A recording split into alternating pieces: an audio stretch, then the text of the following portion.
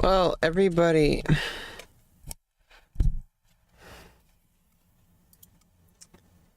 been a bit before I've streamed. Been a bit since I streamed. I had orchiectomy surgery on Thursday.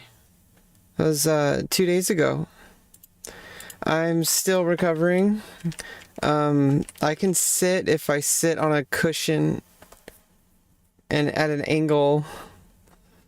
I don't know how long this stream will be. But I thought I would say a little something for people who follow me on Twitch and stuff, who who don't really talk to me on Discord or Twitter. You know, there's people. I do have viewers that that only see me through whatever I do on stream, and so I appreciate all of you and all the support you've given me. Because apparently people do watch my VODs, so. I just thought I would update you guys on the stuff that's been going on. Hey Bramble. So I had my orchiectomy surgery. I don't have any balls anymore. I remember waking up on the table. Well, I mean on the well, it wasn't a table. waking waking up waking up in the bed.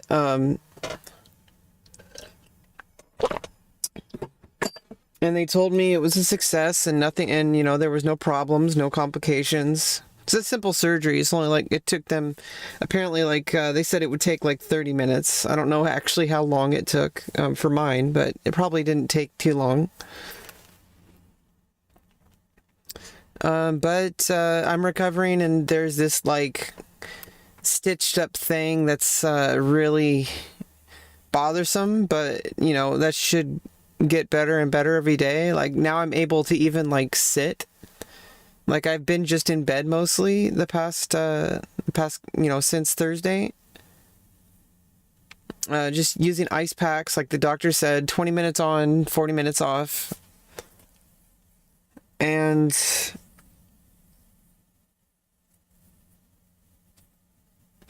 yeah, it'll probably be some time before I'll feel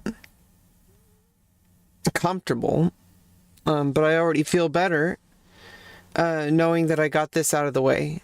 I have 2 more surgeries coming up eventually.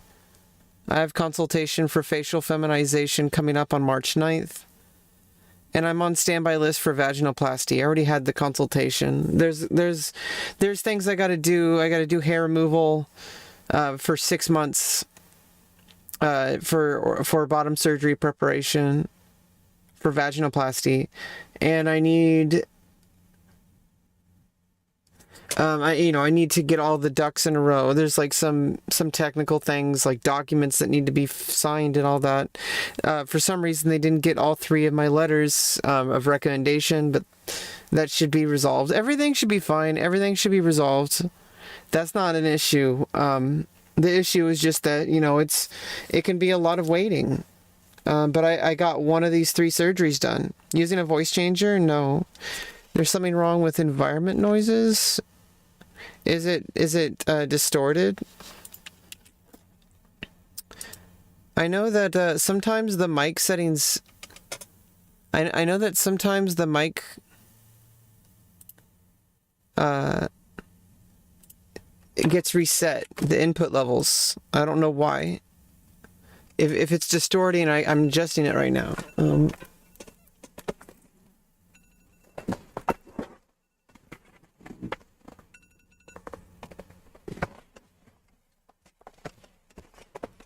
Test. Manage sound devices. Wait, that's not it. Device.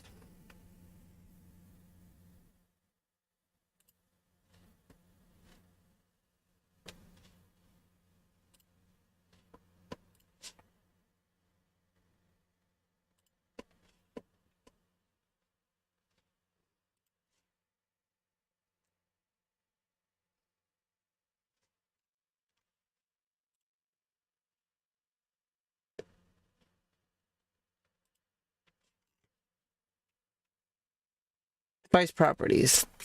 Oh, is it still too loud? I think it should be better now, hopefully. Does that sound okay? Was it just too loud? Hello, test, test, test, test, test, test, test, test. Testing, testing, test. Hello, test, test. Is this better? I hope it is. Can you hear me okay? Hello? Test, test, test. You sound great. Now it sounds good. Okay, awesome. Let me just double check myself. Yeah, it's weird because sometimes like the settings get really messed up. And yeah, it'd be weird if it sounded like I was using a voice changer because I don't. That's a red flag if there's something wrong with the microphone, if that's the case. Uh,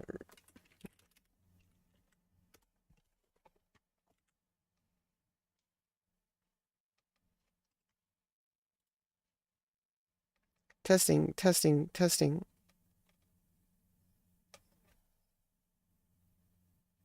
Hello, everybody. This is a test.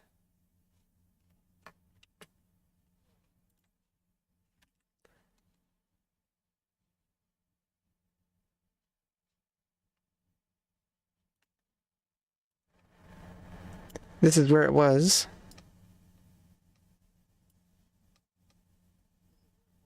Yeah, that was really bad.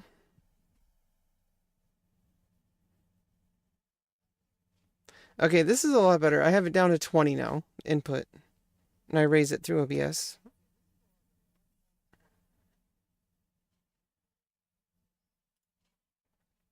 Okay, now we're good to go. Glad we got that resolved. Uh, yeah, I don't quite know how long this stream will be. It's mostly just me, like, kind of catching up with the VOD watchers. Because there's people who watch my VODs for some reason. Um, my teeth are stained from tea. You see, like, uh, but it's, nothing that brushing and flossing doesn't get rid of, you know?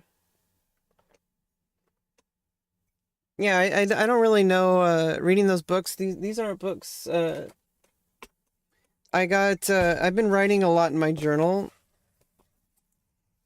Every day I write, progress and then goals for the day. And lately my progress has just been, that I've gotten this far, that I got my surgery, and my goals are like rest, play Pokemon, and then I've been doing some free writing. I was working on my novel, but I needed a notebook just to write random ideas in, like just randomly like write. And I was experimenting with red ink versus black ink. But because this paper, it's a little cheaper than this one. I forgot that this one doesn't come in packs of 3. And I think I bought 3 individual ones when I got this. This one is like the best one I've ever found for like I guess a moleskin or whatever you call it. This one is cheaper. I got 3 of these, I guess, for the same price as like I think like one and a half of those, or I don't know. I don't know what the price is. Permanently banning you.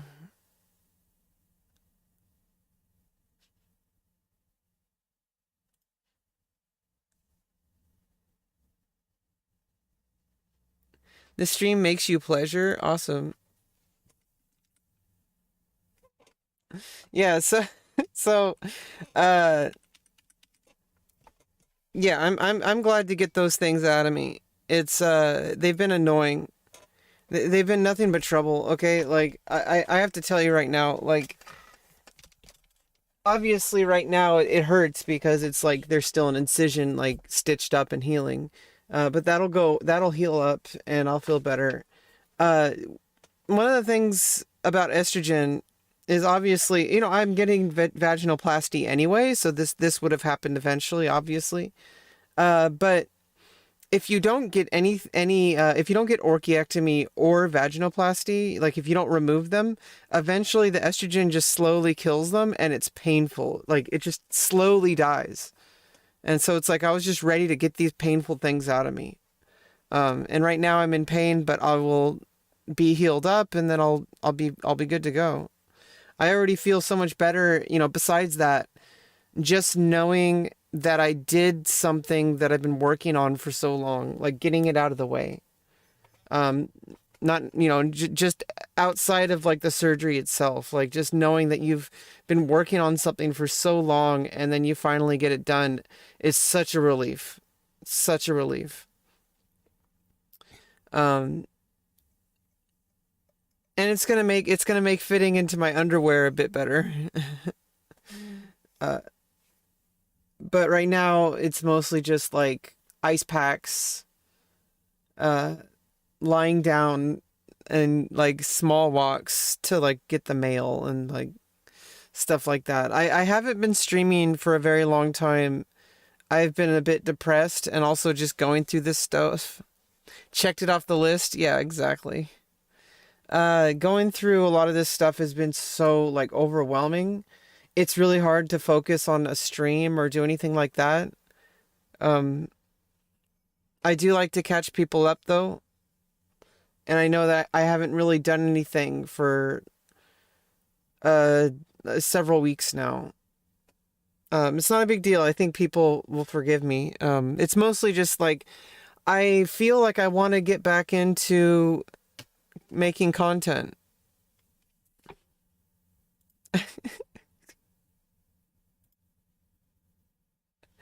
Yeah, good riddance.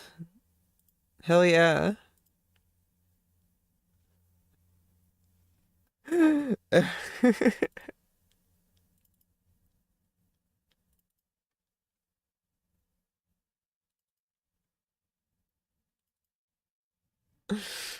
Oh my goodness. I missed this. I missed this. Oh my god. I miss banning people. It's powerful. It gives you a sense of power. Drinking plenty of fluids. It is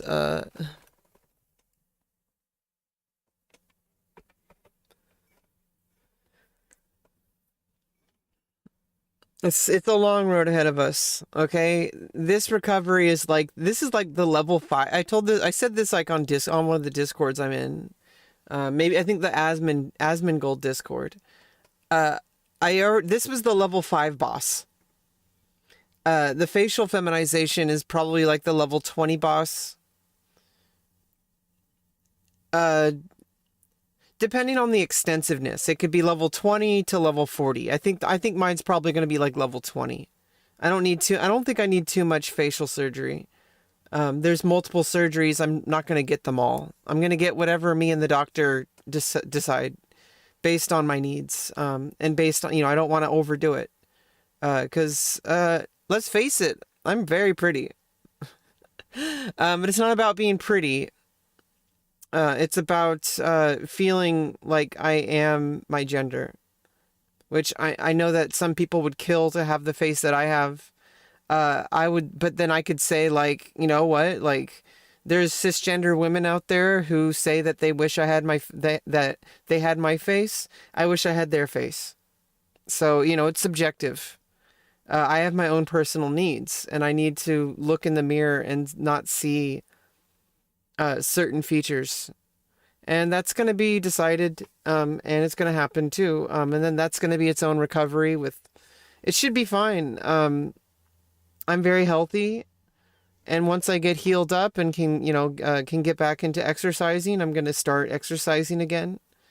Like I was before the surgery, because honestly, doing enough exercise, I was like I was doing yoga headstands, and that's really good for your immune system because it activates your lymphatic system, which is what regulates your entire body, gets toxins out, keeps you healthy, and the circulatory system as well. Exercise goes a huge way. towards a good surgery recovery. And then vaginoplasty is going to be a very long recovery as well. And this is like a small mini preview of all that. Um, so this is practice. Uh, it's something that I've worked towards for a very long time. It's not too shocking of a difference because I was already like down to 20 or whatever. My most recent test on my hormone levels, I was kind of on the high end of estrogen, but that may have been just like a fluctuation because I probably took my estrogen only like a few hours before it. And also it fluctuates sometimes because of diabetic reasons, probably. There's lots of things going on. We are going to check again to see because I'm taking the maximum estrogen dosage right now, and since now I no longer produce testosterone because I don't have my testicles, um, I can take less, which means that I won't have to worry about as many health risks. Because when you take estrogen, it increases your risk of stroke and heart attack, especially as a diabetic. So, not having these testicles will really help. I'll be able to take probably back down to 6 milligrams a day instead of 8, because 8 milligrams is the max dosage. Uh,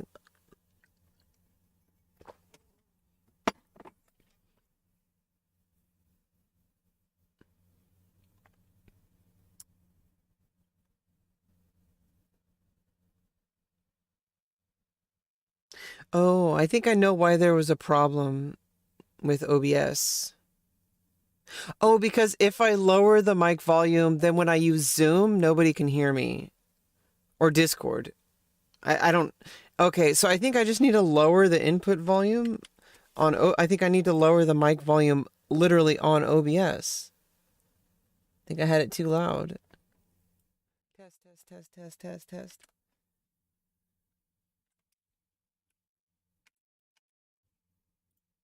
Oh, oops.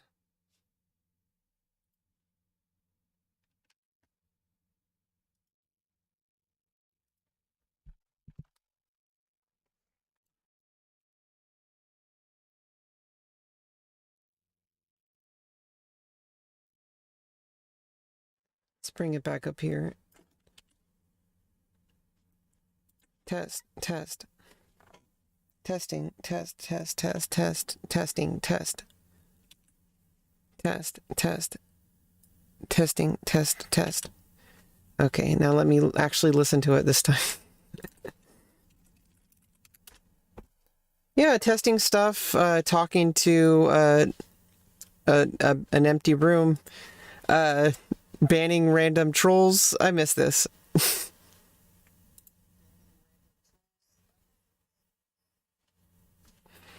Okay, this should be fine. Because I think it was just way up here.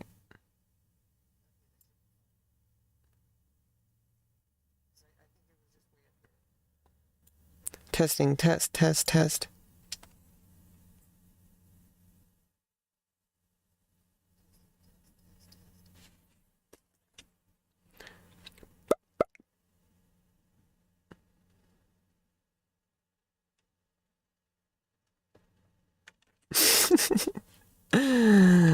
Yeah, this is always fun.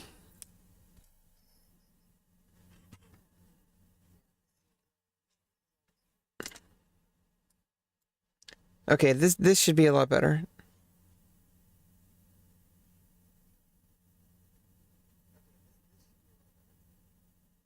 Maybe this.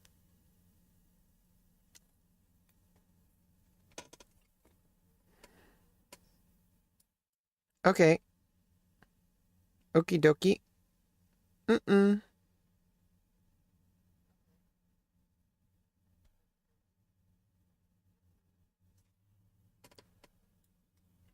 There.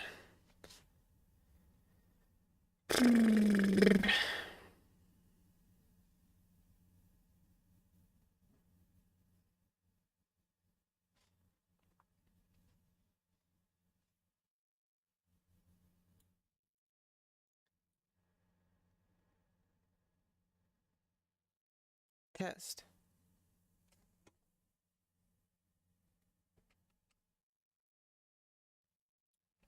Testing.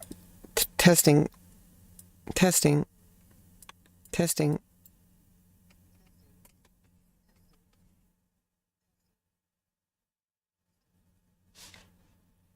Testing. 1, 2, 3.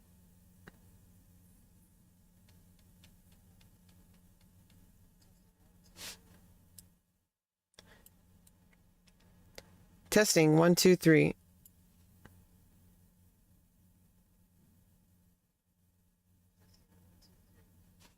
Okay, that should be fine. I don't think I need to adjust it because I don't want to have to adjust it like for Zoom and stuff.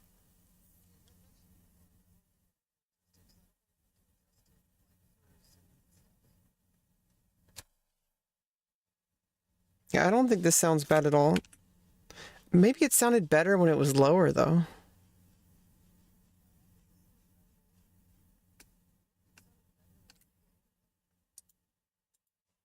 Because I think it doesn't have to compensate with the sound reduction.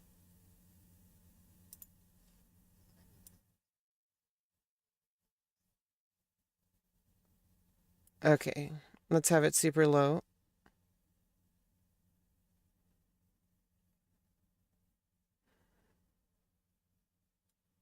There we go. There we go. Let's go. Okay, dokie.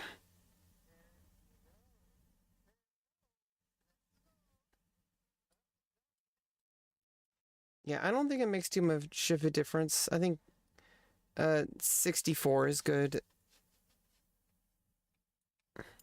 Okay. Move it up a little bit on OBS. Okay. Test, test, test, test, test, test, test, test, test, test, test, test. Testes are gone.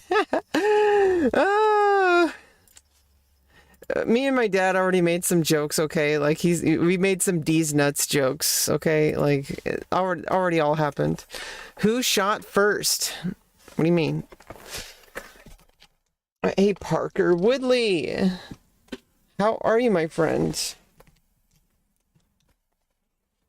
Yeah, just trying my best to put up with this. I may have to end the stream. It's only been a very few minutes, but sitting down is not really good for me.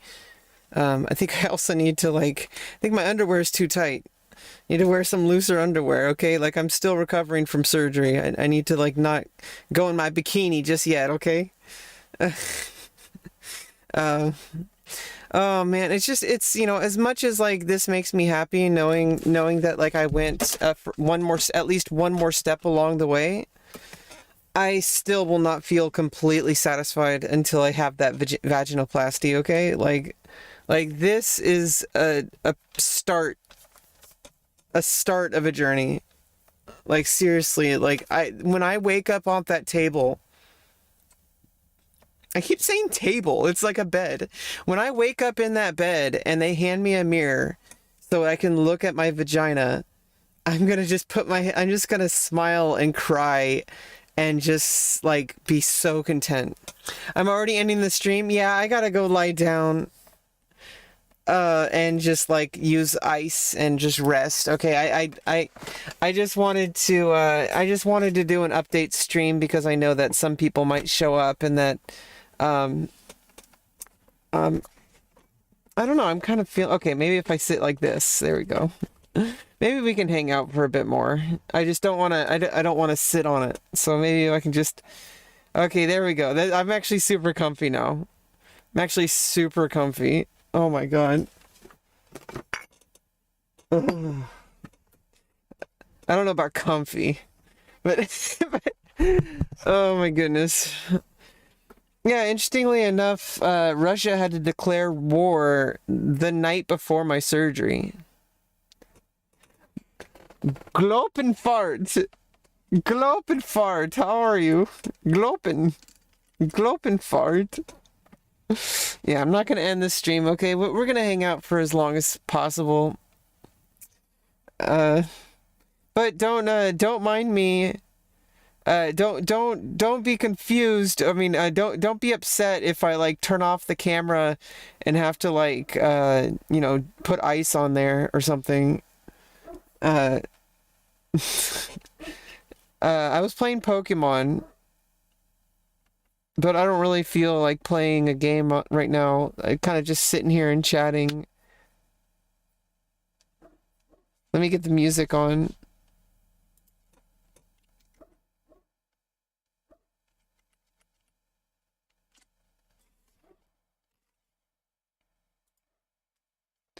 How are you gonna play Pokemon without balls? I know.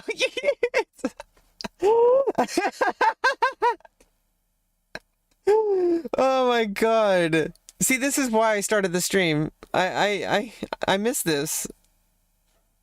It's been so long since I streamed. I used to stream all the time.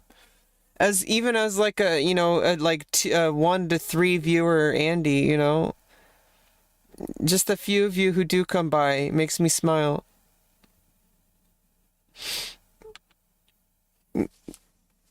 It's you know, depression has been really difficult, made things really difficult. It's been really hard to actually want to show up to stream. And it's not even really about like, you know, streaming as like, you know, right now streaming is not really the greatest thing for like income or for why am I sweaty? Not sweaty. What the fuck? I showered earlier. Oh, I think it's just this shirt. It's stained. I think it's stained. My brother gave it to me. He stained it with oil when he was at work. I'm not sweaty. What the fuck? Music's too loud.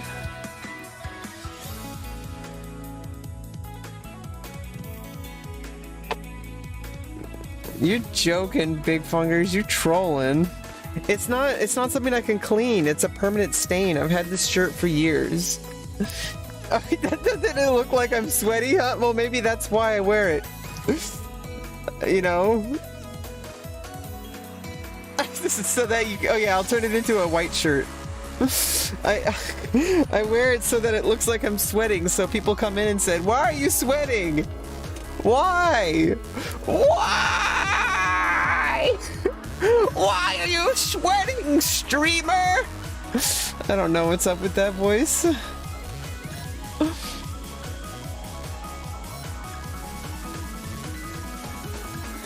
I can't really move too much. I'm trying like not to move too much. This is like if I want to look at the OBS thing, I have to like go in close because I don't want to like be moving around a lot.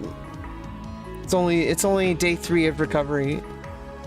Well, I had the surgery on Thursday, I had a full day of recovery on Friday, and now today's Saturday. So it's day 3 of recovery. Hopefully the music isn't too loud anymore. I really don't know what we're up to today. We might get back to some Pokemon Emeralds. But I'm kind of taking my time with that. Mostly just doing stuff off stream. So when I come on to stream, it's mostly just to catch people up. But it's been really hard to feel like streaming lately. I mostly just write in my journal. And honestly, as far like that is... so streaming for me is more of a personal thing at the moment. Streaming is not really useful for growing your career unless you already have like an audience. And I don't really have an audience, but now I have you guys, so that's somebody.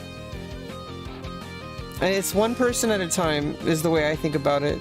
I don't like to think about large numbers. Because if there's 1,000 people in my chat, but only 3 people are talking, then I focus on those 3 people. You can fit Swedish water bottle up my ass? Up your ass, okay. I'm like, that's awesome. But hopefully it doesn't break. That's dangerous. Don't do that at home, kids.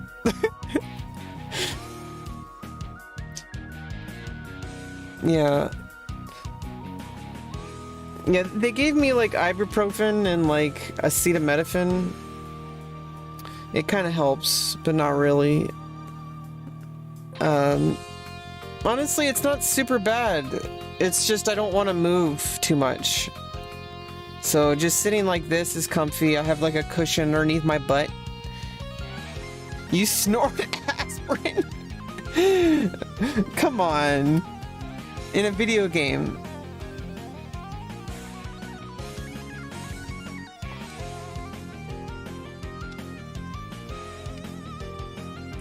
Don't joke about that. It's dangerous. Please don't. I don't want to have to ban you.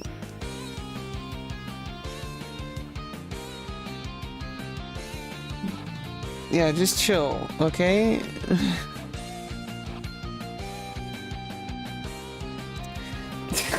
Come on.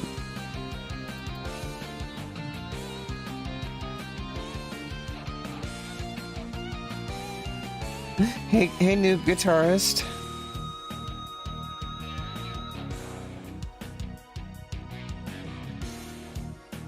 Yeah, guys, stop,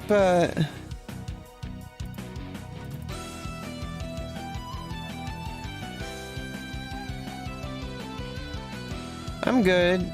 Yeah, stop talking about dangerous stuff, please. Or you will be permanently banned.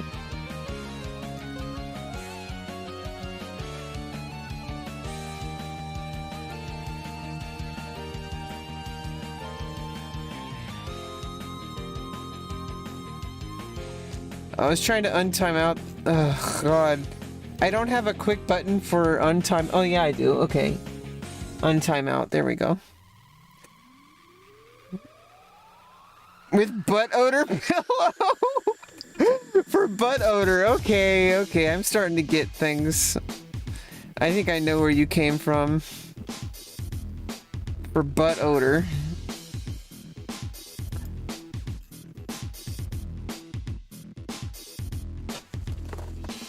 Butt odor. Oh my goodness. Yeah, you want to sit on a pillow to get rid of butt odor. Your ass is stinky. It smells like Finland air. Oh my god. Come on, you guys. Glopen farts. Come on.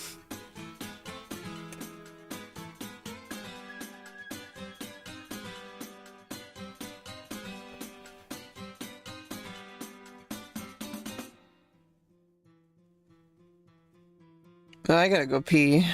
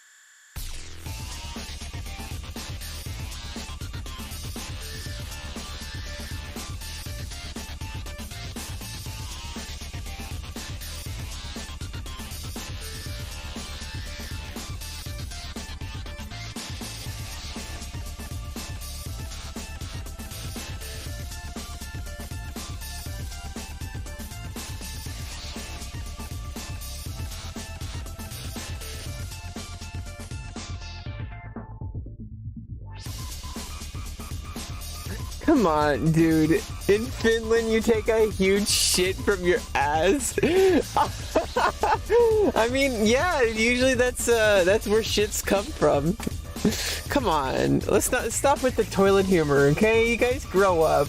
Grow up, you guys. Come on. Come on, you guys. Grow up. That don't happen. You have I have microphone. Yes, microphone. I have microphone.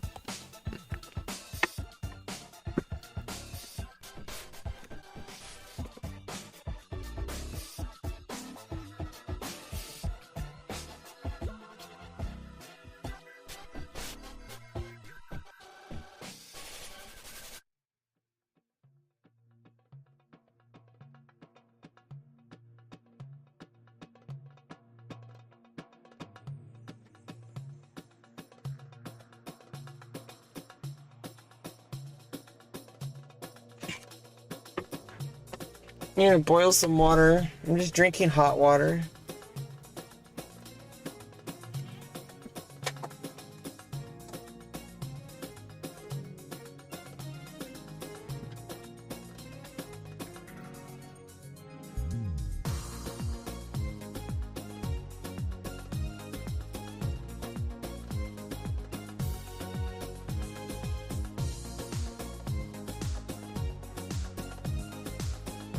Americans? Yeah, America is weird, okay?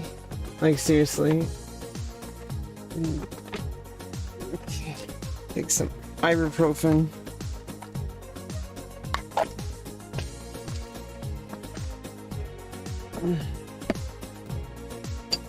Oh, forgot I had tea. God damn it. Just been sitting there for hours.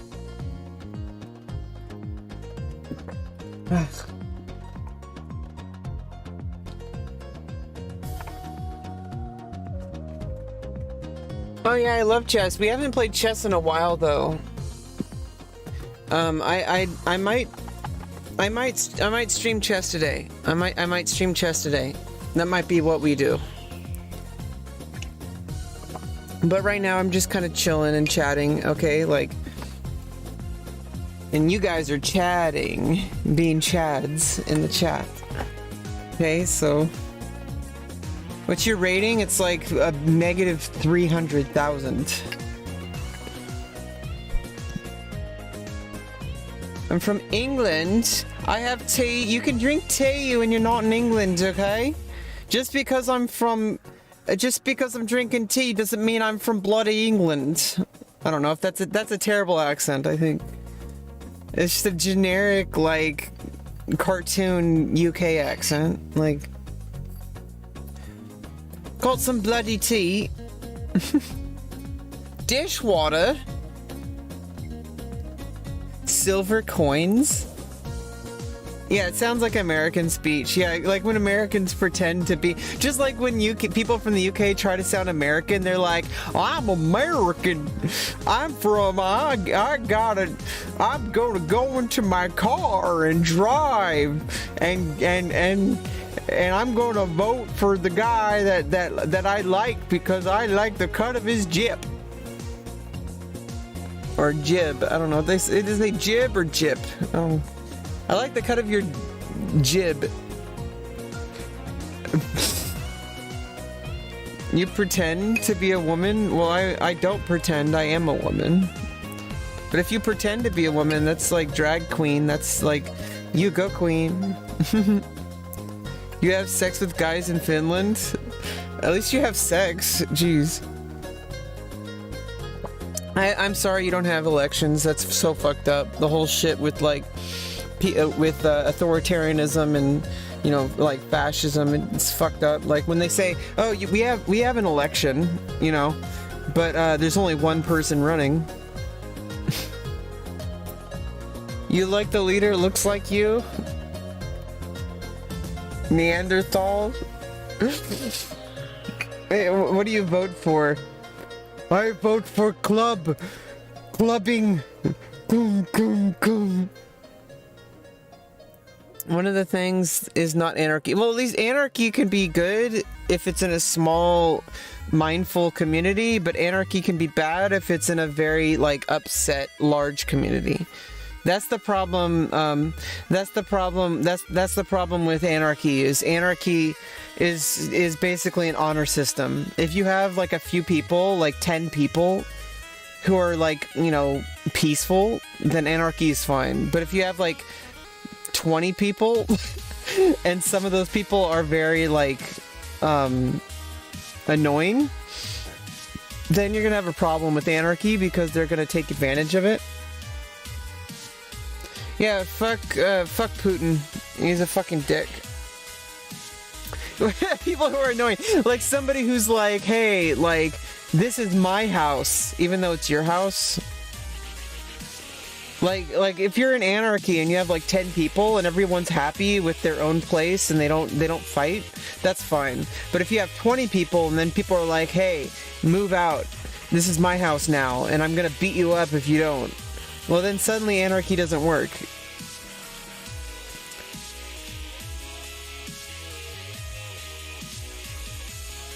You have eaten 8 slices of pizza and 3 burgers. Don't eat that much. You're gonna get sick. You're gonna throw up. Blah, blah, blah. Okay, don't make fun of him, Gluppenpart. The Gluppenfart. Don't make fun of him, okay? Make a fistful of what the fuck?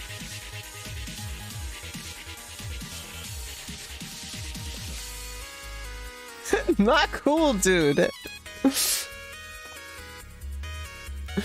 Violence against women is not allowed here.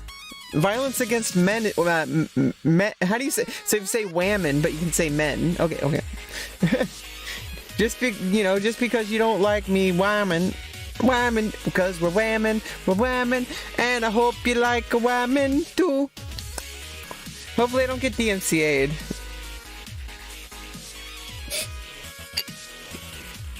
Singing Bob Marley. Usually once a day? Why would you eat that much, guitarist? Don't eat that much. It's not good. You don't want to do that to yourself. Don't do it. Just don't do it.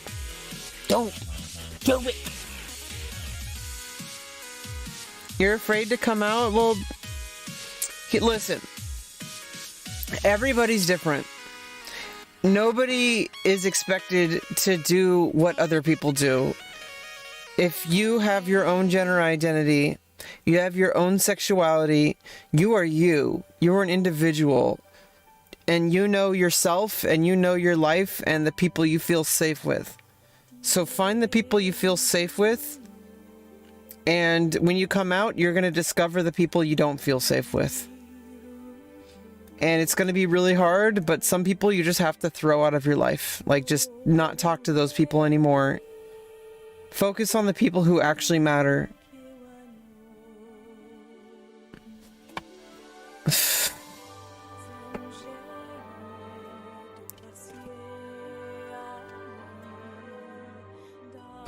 What the fuck, dude? Swedish dad would touch me baldy? Why would he touch your bald spot? What the fuck, dude? Goodbye, Gloppenfart. I hardly knew ye. We don't like that kind of stuff around here, okay? We're not naughty. You know, that's only when you're like trying to tie a knot, you know? I'm not funny. I'm not a very good streamer. I'm not entertaining. There's not... There's...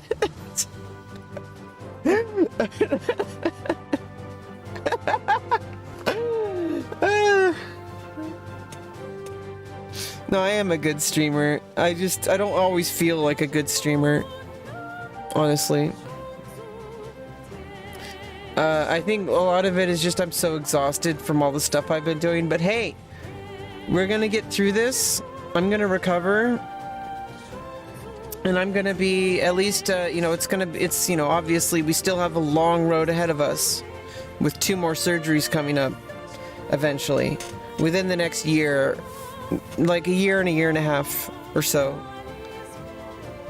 We're gonna get through this, and then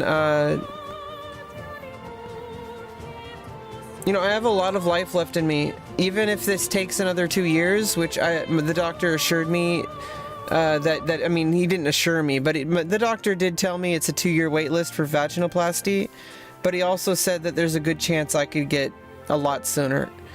So even if it did take the full 2 years, that's nothing in comparison to what a lot of trans women have to go through waiting. And not only that, people in their 60s and 70s. I've met women who are in their 70s who went through this. And I'm only 34, okay? I have a lot of life left in me. I have a whole life ahead of me. And, you know, people, it feels like you're getting older and older, but really we're babies, okay? You know, even 60 isn't that old, honestly. People are get weird about age. I think it's like I think it's something else. Like when you start getting anxiety about your age, I think it's because you're not satisfied in your current life, and you try to find something like, oh, you know, it's because I'm getting older. If only I looked younger. And it's not about that. Like, it's internal. And, you know, some people will compare like what trans people go through and try to compare it to like people who have other body image issues, but the difference between being trans, like having gender dysphoria, and like being like anorexic or bulimic is a huge difference, because the treatment for anorexia is to feel like you can eat again, not, you know, but the treatment for gender dysphoria is to transition in whatever way you need to, which is a case-by-case basis and guided by a therapist and psychiatrist. Yeah, I always feel like I have to be entertaining, but I'm not a pro streamer. I shouldn't be holding myself up to like OTK standards. You know, I'm not Mizkif. You know, even Mizkif, you know, he's human too. You know, he not these like professional streamers. They've been streaming for like years and years and years, and they have like a whole team of people helping them. So it's like I'm alone. You know, I'm just doing this. You know, figuring it out as I go. Okay, and maybe things will change over time, but you know, at the moment, I'm just going with what I know how to do best. And right now, I'm going through a lot of stuff in my personal life, and I'm sharing it with the best I can. I stream when I can. I want to try to stream more often again, because I feel better after streaming. Even talking to trolls, it kind of puts things in perspective.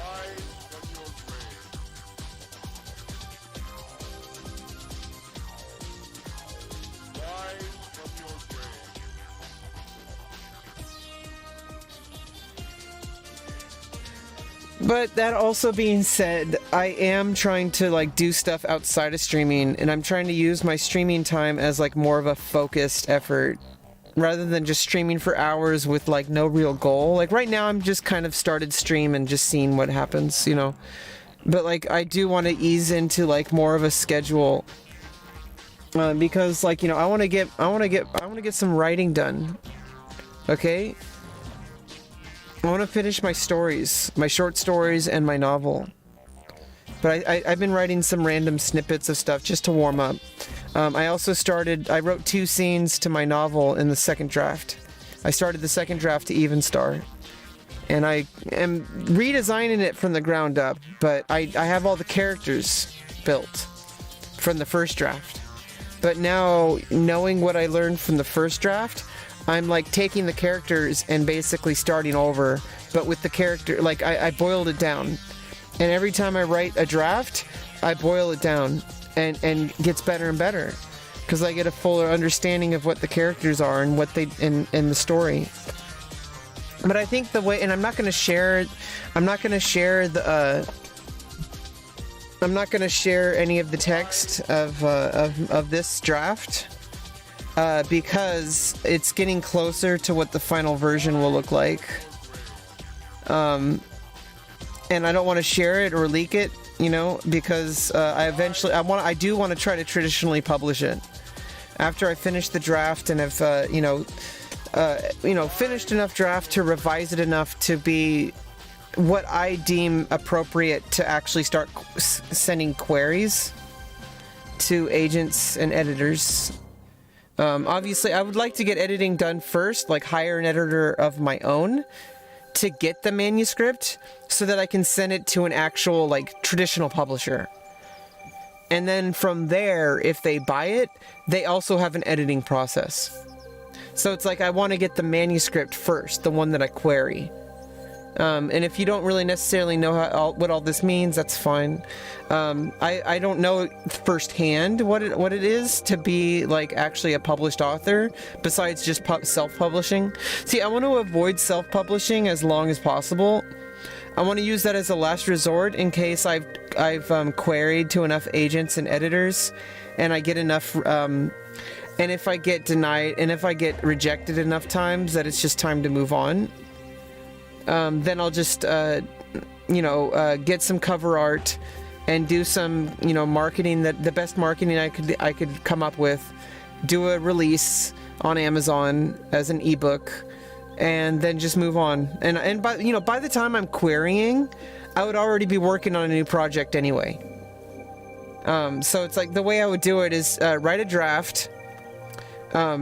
Once I get the draft to a manuscript form, I start sending queries, which is where you send the manuscript with like a letter, like usually an email, and it has to be in their format. Usually there's a format, you can format it properly. It should be not a problem, but you submit it to like the publisher, to an agent or to an editor who will then help you sell it, but they have to know that it can sell. They won't buy it from you unless they know they can sell it. Because if they buy it from you, it's going to sell. Because they kind of know the trends. And, like, hey, like, this is like, gonna sell well, like in the fall season or whatever. Because they know the trends. And they know based on like what is sold in the past. Like if it's similar to another book they've sold really well. If it goes into an auction, you're probably going to be like a millionaire. But that doesn't really happen. That only happens for like Hunger Games, and I don't like talking good about J.K. Rowling, but she got the lucky stick when she got Harry Potter sent to auction.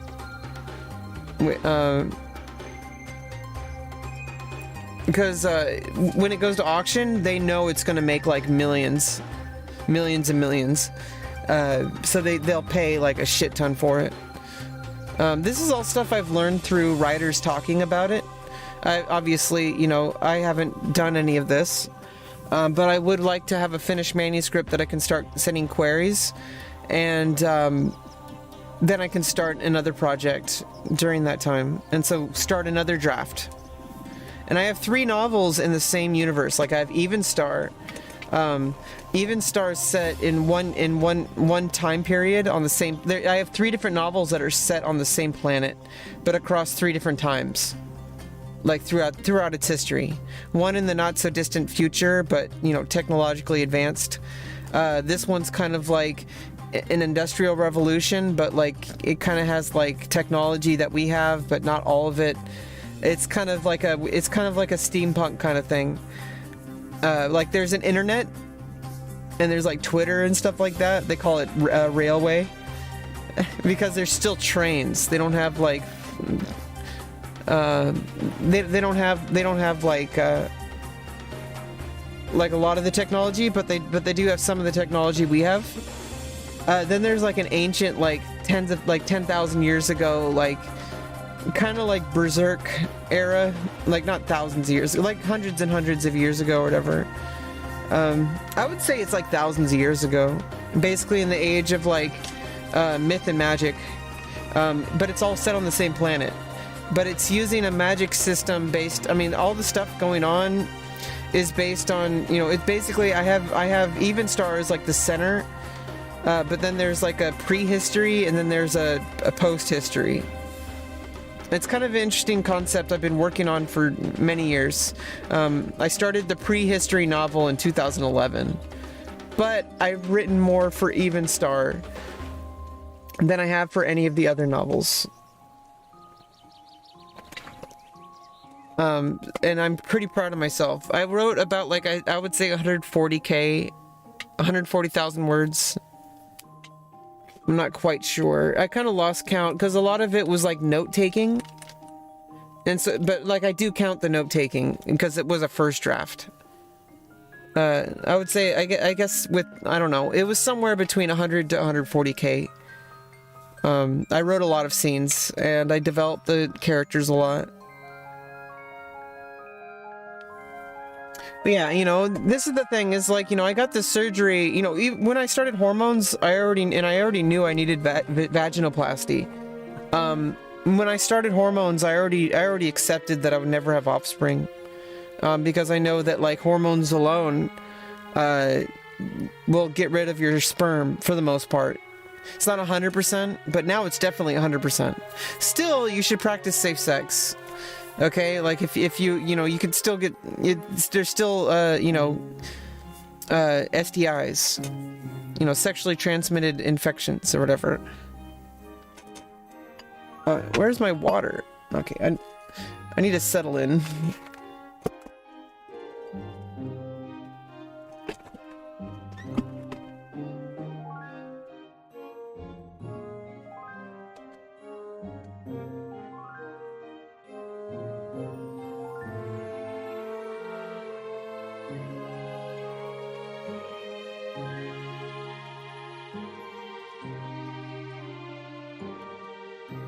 I also need an ice pack. Cause, surgery recovery. Okay, just situate this really quick.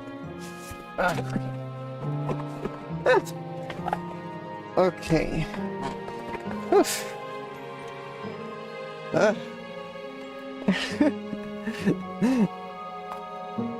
You guys do not want to see the incision. You do not want to see it. It's fine though. It's as expected. Okay, 20 minutes of ice.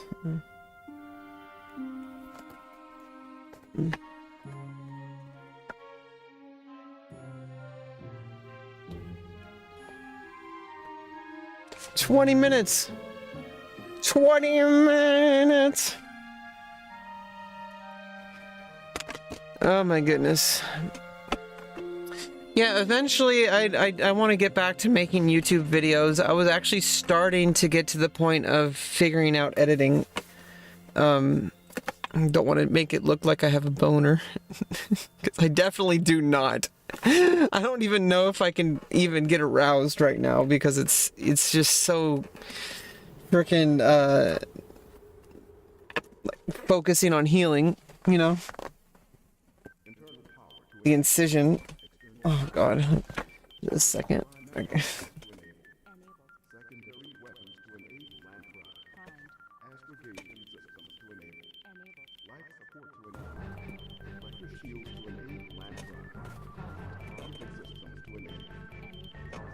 Ugh, I might need to change underwear.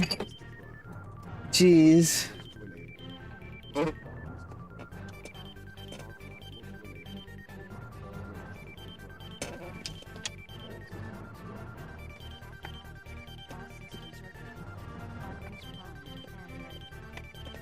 Okay.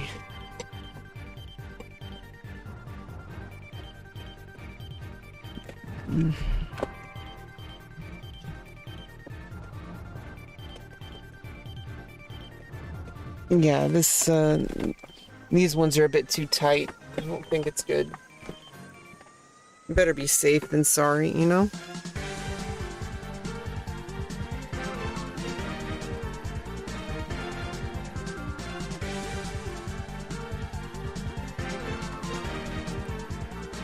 We got some Star Fox music.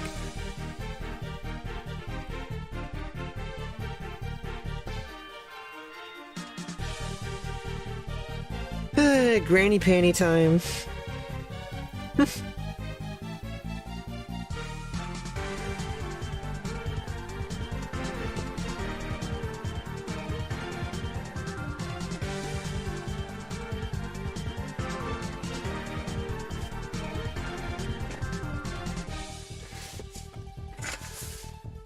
Hi, I am cool, and you? Just a second, I need to, like, putting an ice pack on my crotch. Okay.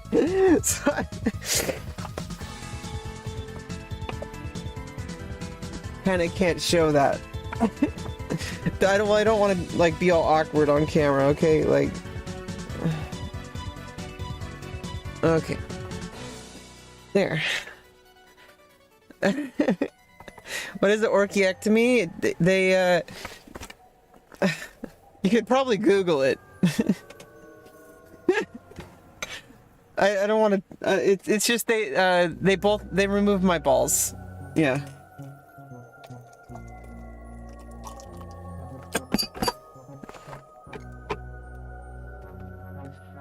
So that they don't produce testosterone, and at this point, because I've been on estrogen for so long,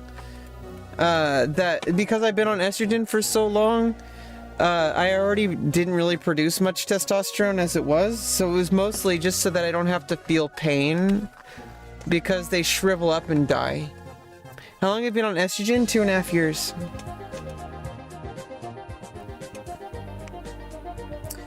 They just shrivel up, and and I don't want to have to wait all the way until a possible 2-year wait for my vaginoplasty, okay? Yeah, so it's like, the whole thing was I already had my orchiectomy scheduled. The end goal is a vagina. When did you realize you want to be a woman? When I was probably 17 or 18. But I knew all along, like, really, I like, looking back, like, I should have known. If only I knew that it was possible. If only I knew that that trans people existed. But sadly, we don't really live in a world where people talk about that stuff. And it's getting there, but it's not really there. People are told that they're, like, child abusers, or that they're, like, nobody is, like, pressuring people to transition. Like, I don't know where people get this idea. Is it because they see TikTok? Did they think TikTok is reality? Like, do they see people on Twitter or whatever, like, talking, like, do they think that people just go to kids and say, you're trans, and the kid's like, no, I'm not? They're saying, like, oh, bullshit, you are. Like, that's not happening. It's not a trend. The trend is that people feel safer. People feel like they can actually come out to their friends and family. It's still nowhere near safe. It's not safe to be LGBTQ. It's definitely not safe to be trans in this country, in the U.S. In most countries, actually. And I'm here in California, and this is, like, one of the few places where it's kind of safe. But people feel safer coming out and exploring these feelings. There's more vocabulary. There was no such thing as a perfect safe situation, but, like, if you come out to your parents and say, hey, mom, dad, or, you say, dads, or you say moms, whatever, or you just say mom, or you just say dad, there's all sorts of different things, or you go to the orphanage person or whatever, I don't know,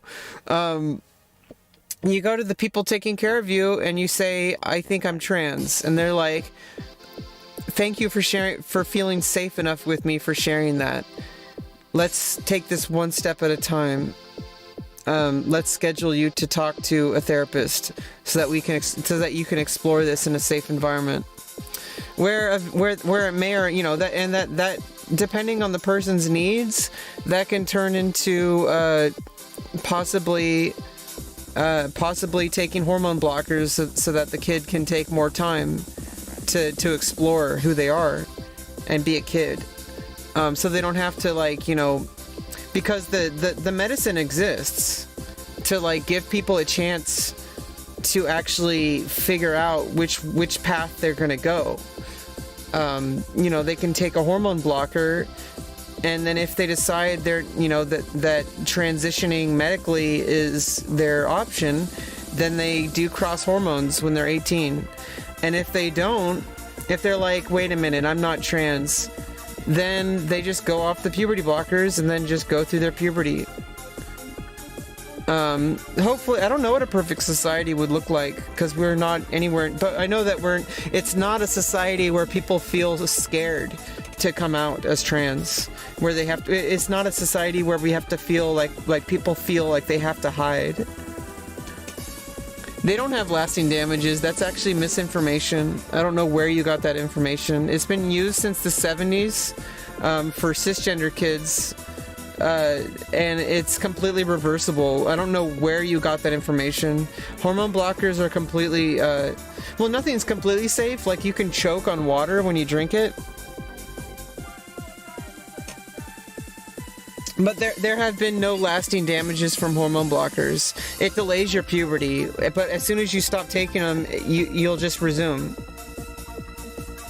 And yeah, okay, maybe if you're a man and you take puberty blockers, but then you decide that you are, and then you find out that you are a man, and you're cisgender, then you might be like a millimeter shorter, or something like that. It's like, I don't know, it's much safer. And regardless, you have to understand that for trans people, it's not 100% safe, any of the things that we might do. Do you know jazz? You like jazz? Yeah, okay, you have to understand. You have to understand. Oh, Jazz Jennings? I don't know that person. You have to understand that for a trans person, being forced to go through your natal puberty, which is the puberty you were assigned at, like, if you're assigned male at birth, if you go through male puberty, if you go through natal puberty, that has permanent damage for the rest of your life. So if you're questioning anything at all, and you have the option, and you know that you're like, you know, like if you're like 12 or whatever, and you're like, I think I'm trans, they're like, okay, well, do you want, and then, you know, you're saying, I want, you have to ask for hormone blockers. They'll talk about it, but they won't prescribe you something unless you actually ask. You know, it doesn't work the way people think it does. You don't like get prescribed, oh, you're trans, that means that you need to take hormones and you need to do this. Like that's not how it works. They don't have a list of things that they prescribe you. It's not like a broken arm or like a you don't just have to, like, you don't treat it like you do other things. You treat it by what the patient needs. You wanted to be an airbender? Well, sorry, but, you know, Aang was the last airbender. You wanted to be an inventor? Because they don't do hormonal therapy on 12-year-olds. This is what I'm trying to explain. You're very misinformed. You're very misinformed, and I highly suggest you dive deeper into the topic from reputable sources, not some random news outlet that you found on Facebook. It's not messing with hormones. It's delaying puberty. That's all it does. It's completely safe. It's been researched. It's been approved from standard medical practice, from evidence-based science. It's completely safe. It's not natural. Well, okay. Yeah. Bye-bye. Yeah, we don't take kindly to misinformation here. Misinformation is probably like the biggest problem in our society these days. Obviously, you know, war is a problem too.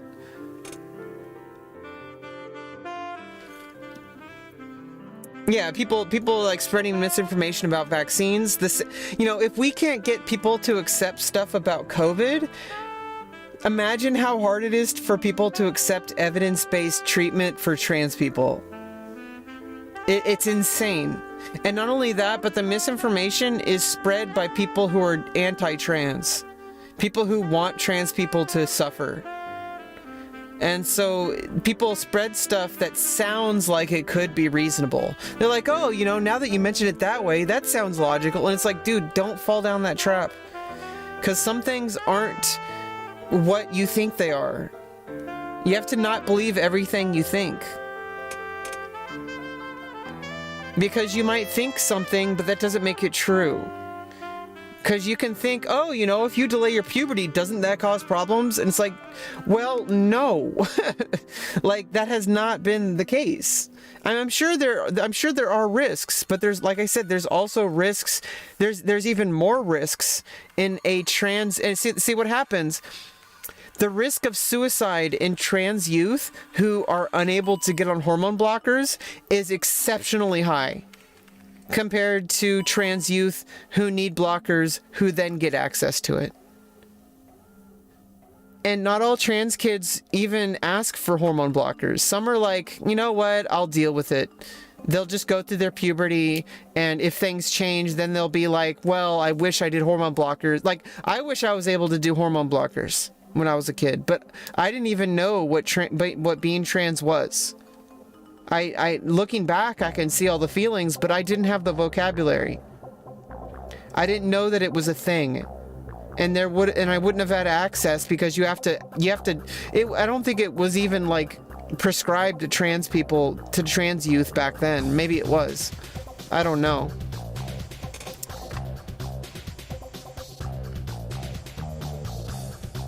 Well, they're not Muslims then. Because Muslims wouldn't kill people. They're probably some Nazis.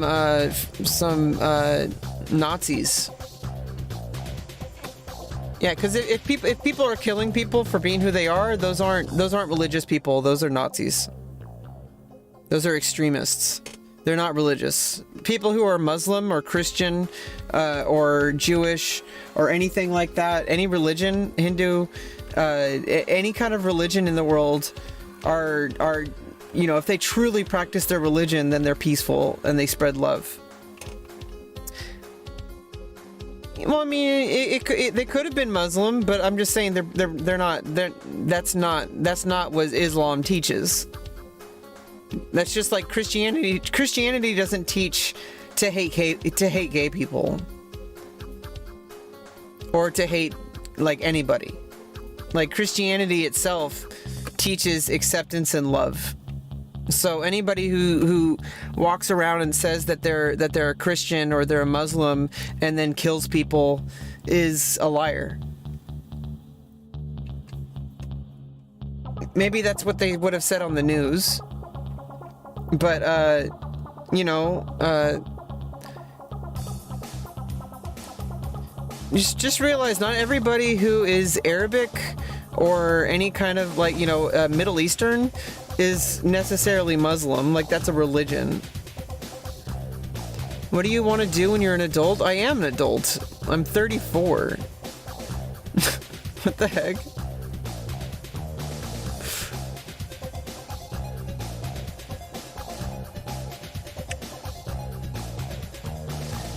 Well, I'm getting SSI soon. Well, thank you. I have my SSI approved. They're just finalizing it. There's all this paperwork bullshit. And they'll start sending me money, hopefully, soon. They told me like 2 to 3 weeks, but that was like 2 to 3 weeks ago.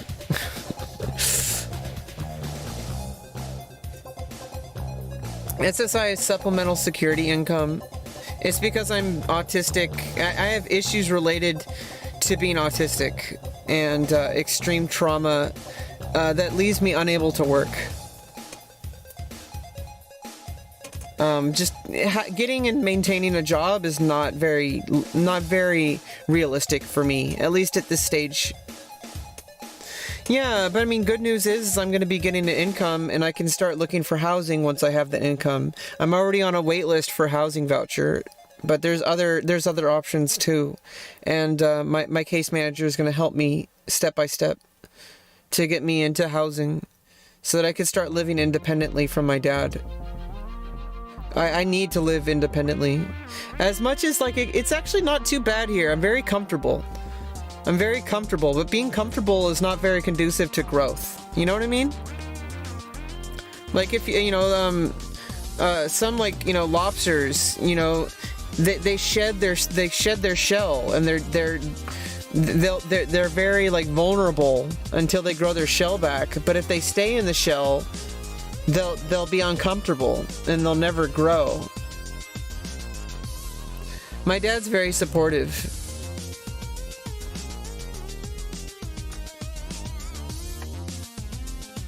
And he drove me to my surgery. Jordan Peterson? That is what Jordan Peterson says, huh? Jordan Peterson's very transphobic. So basically, it's funny how many people, I think if you really gave them a little bit more understanding and helped them understand a little bit more, they would be more understanding of trans people than they might think. Because we're really just people.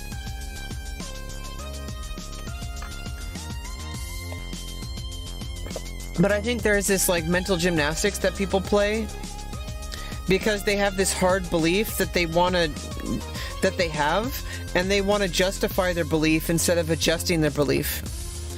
You got to be flexible, because if you're stuck in one way of thinking, it's just going to be constant like mental gymnastics trying to justify that you're correct.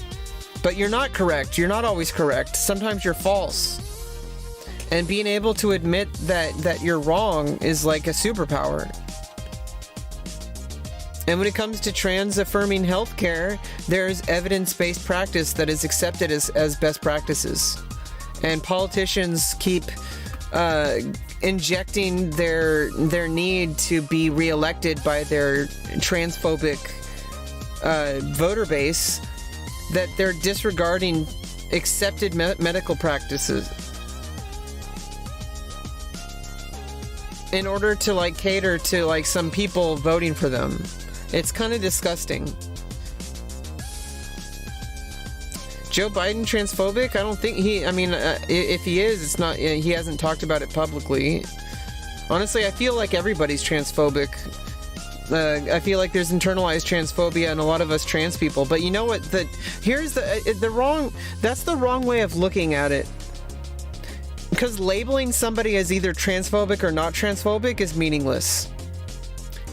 I mean, I don't think so.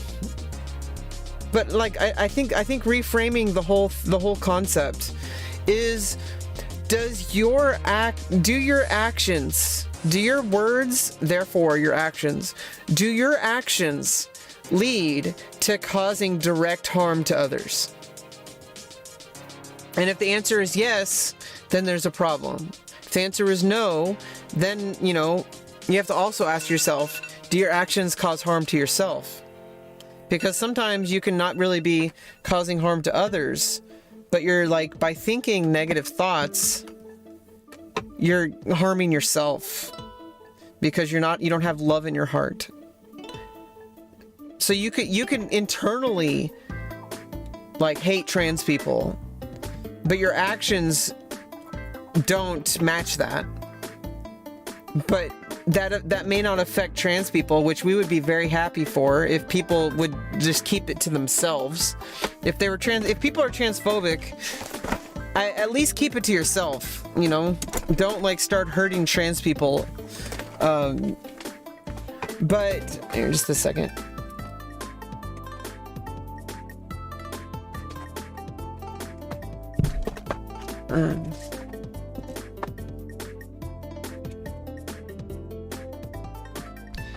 But if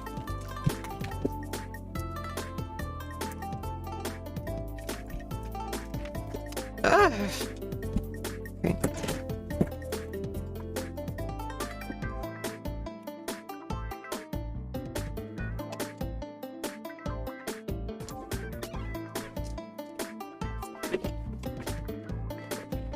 The thing is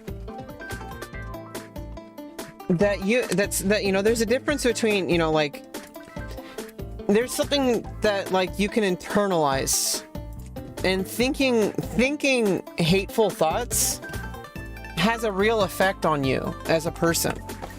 Because when you think negative thoughts, you're more likely to do negative things, in my opinion. And I feel like it's not good to think violently. That you want to be able to think about love and acceptance. And to me, that's really all that matters.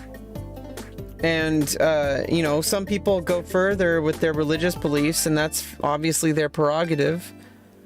But really, that's all it boils down to. If I look at Christianity, Islam, Judaism, Hinduism, like Buddhism, you know, all the stuff.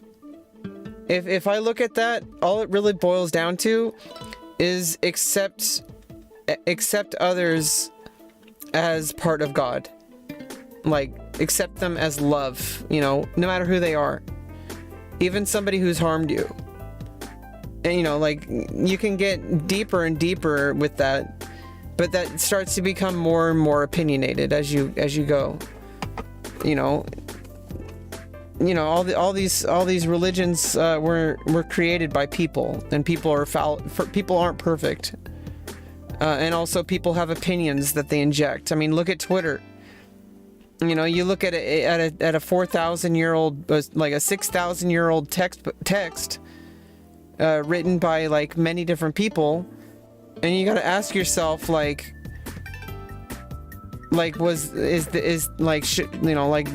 this is a book that's like written by like a whole bunch of people who were like alive thousands of years ago.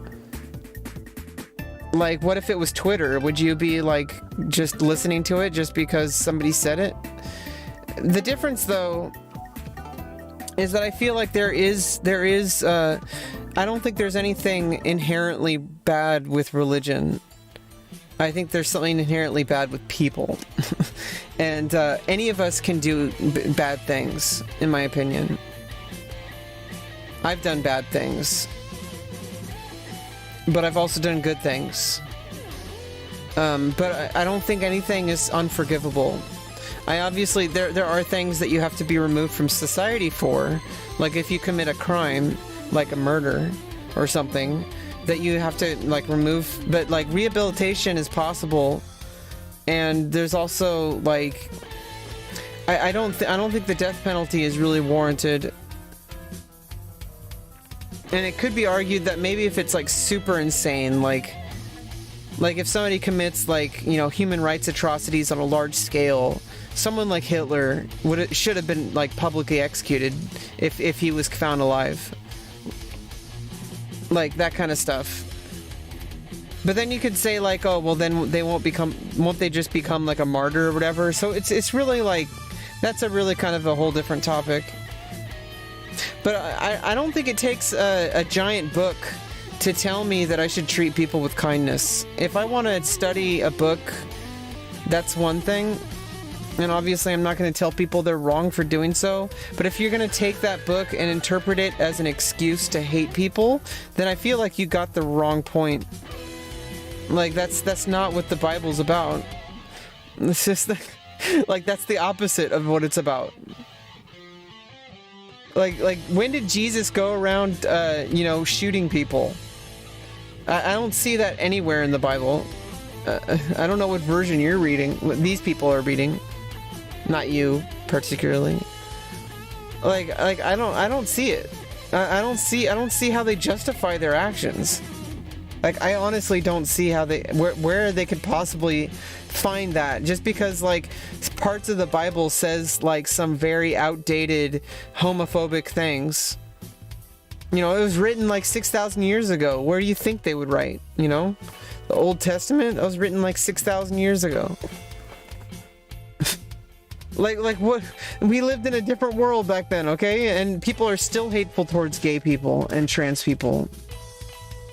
But guess what? Gay people and trans people have always existed. We're not new. It's not a trend. Like that one person was saying.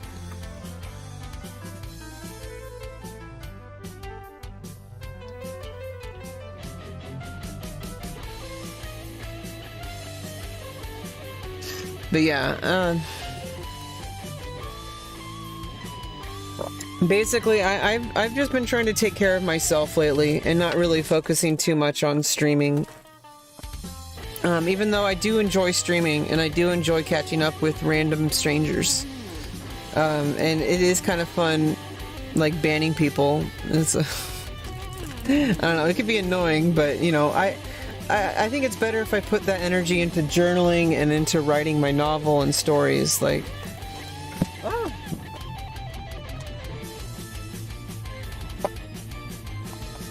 Like, I mean, look how much... I filled out, like, this entire book for journaling, you know? Like, all of this.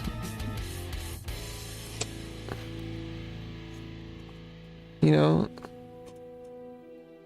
Like all this freaking journaling. Oh, the light's too bright.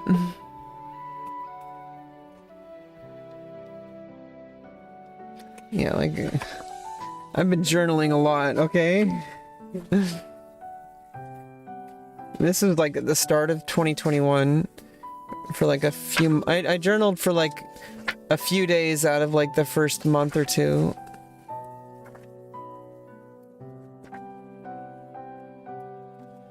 You know, I've been writing, okay? Like, instead of streaming.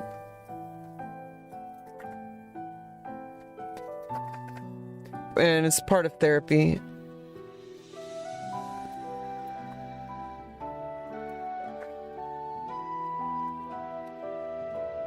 And I think it's good to put that energy that I usually put into streaming, just put it on the page, you know?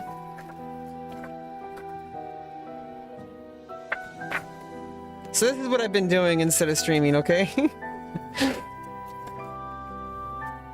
Writing down every single day in the morning, first thing in the morning, the progress so far and the goals for the day. Like progress for like any progress I made on my goals, and then additional goals, like goals for the day, one day at a time. But I talk about long-term goals and long-term progress as well. And, you know, a paragraph or two about progress and a paragraph or two about goals, and then anything else, like, throughout the day. Or right after. Like, everything else is extra credit.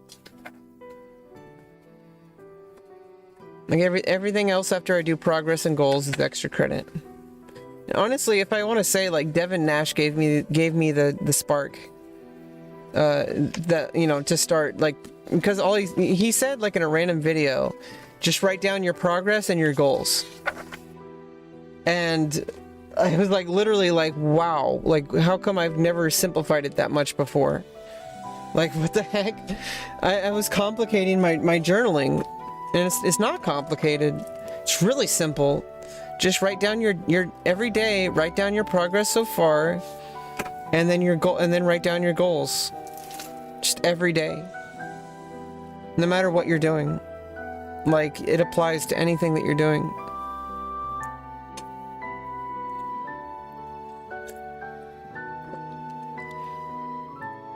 But hopefully I can also, you know, I have this one for like writing bad poetry and really bad writing. And all my writing's bad, actually, you know. But, you know, at least it's writing. You know, you have to write badly first. And then I have my novel that I started again. I've already leaked like the first page I've written so far already, but you probably won't even be able to read it anyway from this far. But you know, I've written the first two scenes, and I like where it's going. I like how I'm reframing the characters, and I've added more tension into the story.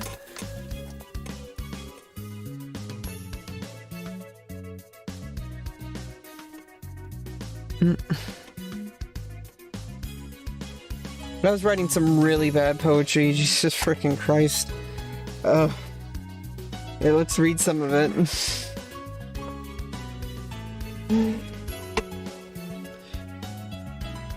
Turned along into the night, scratching, but it isn't quite that simple. For all she knew, it was impossible, yet never before can it be.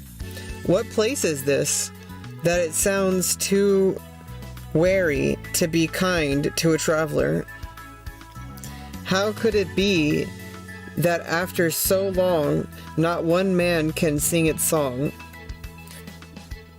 No, not one could hear its weeping. That only her outward adorning would let you get by, sleeping. With you by her side, it will cry out, wondering why she would not be alone. Is it a dream that she weaves? Your feet slide across the floor, never ceasing, even steeper over the edge, that one might call an unending creasing. With every ounce of strength comes a day where not a single moment will shed its armor. For the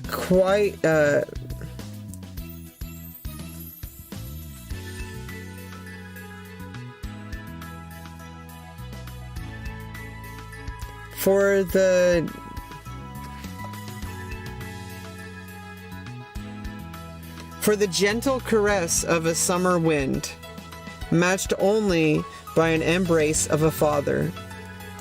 How could it even be more clear? How could it ever be more clear?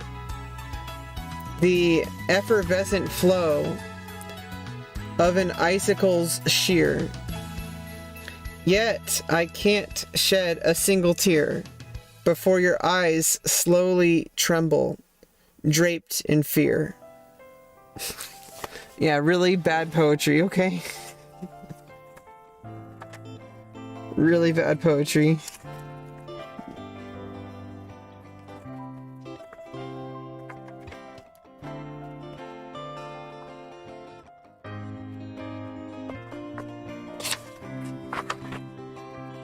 Hello, Spaceberry.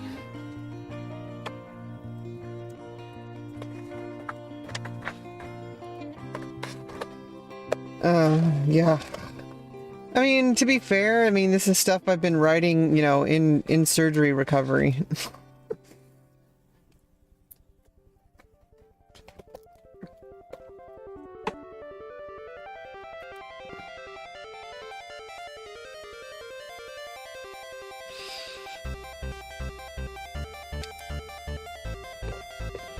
I am feeling better, although we're only on day 3 of recovery, so it's gonna be a bit more of a pain. I thought I would just, like, you know, start a stream for a bit, just to catch people up and to, you know, kind of get back into a sense of normalcy, feeling not so alone. Basically just chilling. And you know, obviously it is painful recovering from surgery, but my balls are gone. That's a big step. Definitely something. I don't really feel like sore or like like there's any, like, I mean, obviously it's probably swollen, but I don't really feel that. What I feel is like the incision, like the incision wound healing. That's what I feel most. I don't really think there's any swelling anymore. I've been icing like 20 minutes out of every hour for the past couple days. Like ice pack. And I wasn't even that sore. The only thing that was really bothering me was the incision. Like, I didn't really feel swelling or soreness anywhere else. It's been relatively painless. Now it's going to be a lot more difficult with the vaginoplasty later on. But this is a warm-up.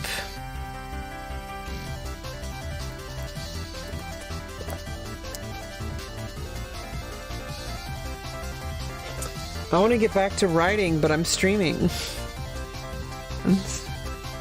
I got my babies. These are my babies. I don't need balls, okay? I don't need sperm. I got babies coming from this pen. Not from the penis. From the pen. And my journal, getting my life organized.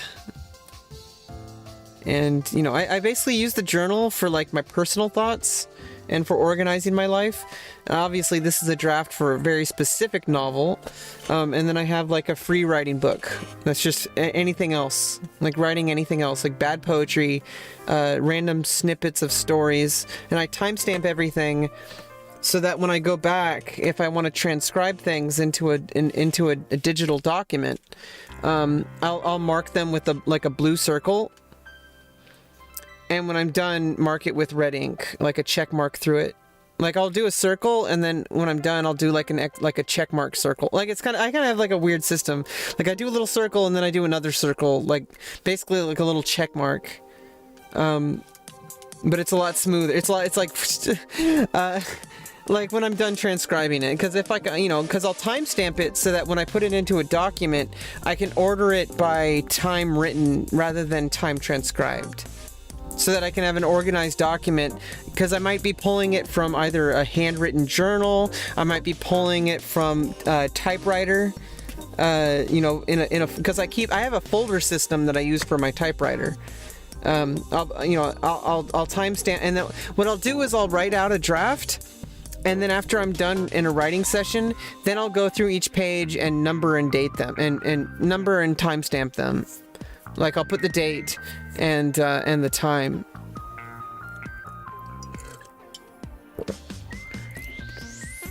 I don't think I don't really do for like longer projects. I'll do it by date. I don't really put the time in unless it's like, I don't know. It's a weird thing. I'll put the time that I finished, like, because doing it before kind of like gets in the way, because like I'll just get a blank page. If I'm using my typewriter, I'll get a blank page, put it in my typewriter, and then just start typing.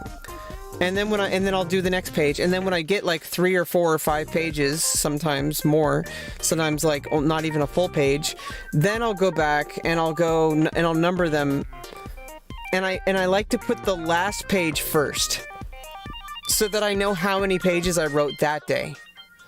Because otherwise what happens is if I go through a folder, I'll put the newest page on top, and it'll be organized by date. So I'll know when it ends when it goes down to 1. It sounds kind of complicated, but it's actually really nice. Because what'll happen is if I write 15 pages, but if I put 1 on top, then I don't know how many pages that day is going to have. But if the number 15 is on the top, then I know that day had 15 pages. And they'll all be dated individually. Like, I'll number them and date them, each page. Hey, Jelly Good Bean. It's a really good system, and it's good for like putting it into a folder. When I move out into my own place, one of the things I want to do is I want to get a filing cabinet for my writing, and I want to get a typewriting desk. Because it's a different kind of desk than you normally use. It's not like you're using a computer or a laptop. You want to have a desk that's actually lower than you normally would have a desk for typewriters. Just by the way they work, it's less stress on your arms, on your wrists, because it requires a little bit more weight to it. And the way typewriters work, you actually want they have a special sized desk just for typewriters. But I want to get a typewriting desk and a chair that's comfortable enough to type in, and I want to have a filing cabinet so that I can file, because I have a good filing system for my drafts. And the thing is, anything that I'm going to transcribe, I can always go back and find exactly which ones, and then generally I transcribe all of it. Most of the time, like if I'm writing for like a draft for a story, I'll transcribe all of it. It makes it easier. I don't have to handpick anything. But what I do is I just mark a circle on every single page that needs to be transcribed. Like if I only want to do like I'll have a backlog. And I'll only do like 5 transcriptions in a day or something, 5 pages. Well, or like, you know, I'll do like 3 days worth of transcriptions. So I'll mark a blue circle on each of the pages that I'm going to transcribe, and then I'll start, you know, and then I'll add them to a queue, and then I'll just do one page at a time, insert the timestamps, and I can put a heading on OpenOffice. You put a heading into it, like I press like control 3 or whatever, highlight it and press control 3. Or whatever I do for whatever level of nesting it's in, and you know, by date and by time. But usually, if I'm drafting on my typewriter, I'll just put date. So it's like anything that's written on that date, I'll first navigate in the document, because usually when I'm writing, like especially with like a novel, like a big project, I'll be doing a mixture between writing on my computer, on my laptop, on my typewriter, or handwriting. And in fact, I'm really trying to stick with handwriting right now. But if I'm doing a really big project like Evenstar, it's going to be a mix between all of them. And I don't want them to be written out of order. So what I'll do is when I transcribe it, the reason why I have a time and date on it, usually it works better if I just do date, because obviously if I go from the very first entry of that day, then it's going to be linear. So what I'll do is I'll take writing from the SE. I'll only put the time on it. I don't know. I do have a practice when it's handwriting. I have a practice of writing the time, like 24-hour time. I don't put the colons in. Like if it's 0723, I'll put 0723. Like right before I start writing, I'll put the date first, like 2022-02-26, and then I'll put the first 3 letters of the date. So I'll do 2022-02-26 SAT. Today's Saturday, right? Yeah. And then I'll write like 0723, and then I'll write my entry, and then later I'll write like 0945 or whatever. Because what happens is if I write something else that day, I need to timestamp it, because if I'm going to transcribe it, I need to have it in order in the document. It'll make it a lot easier for me. And I organize everything by a heading system so that I can hit the F5 to get the navigation panel, and I can jump through a like 100,000 page document or whatever with just with just a single panel. And I've gotten it really good. Now I just have to actually get the writing done. Like the writing is like the part that I need to do now that I have a system in place. So that's why I started writing again. But it all starts with journaling. But I'm also attempting to like just a little bit at a time, just like do a little bit of free writing, or just do a little bit of drafting for my novel, or do, and at the very least, I'll be journaling my thoughts.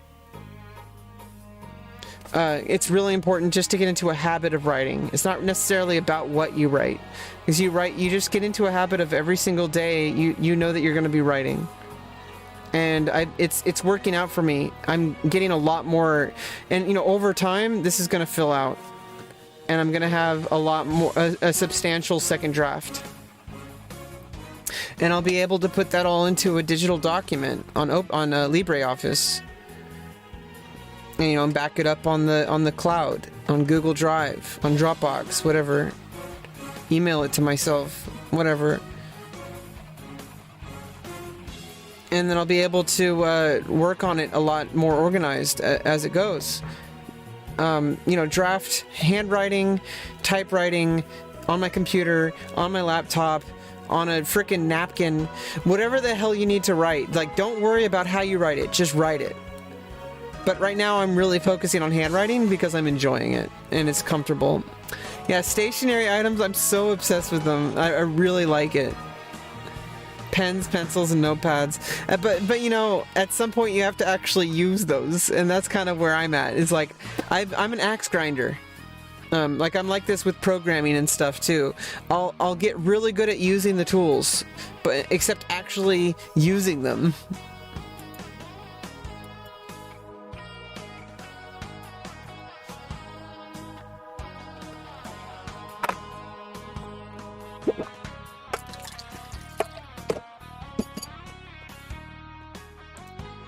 Oh yeah, I've done that too, where you buy like a whole bunch of pens. And you buy like I just bought 3 of these notebooks, but sadly it's by Paperage. I do not recommend these. They're by Paperage. I do not recommend these. I mean, maybe I need to find a better pen for this, but the pen I'm using, it's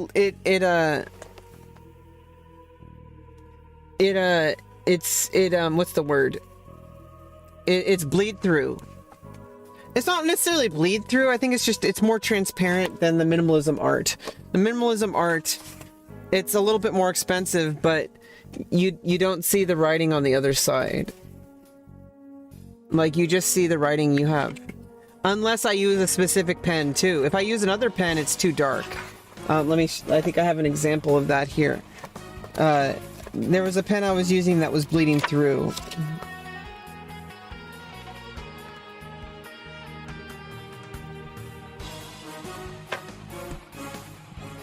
Yeah, like I had like a super dark pen that was bleeding through. And my handwriting's gotten a lot better, like, compared to that. And there's one day where my handwriting was like boss. I mean, this is kind of like usually where like an average good handwriting would be. Yeah, it's a rollerball. This is a rollerball pen with liquid ink, I guess. I don't know. There was a day where I had amazing handwriting. I just wrote so slowly and perfectly.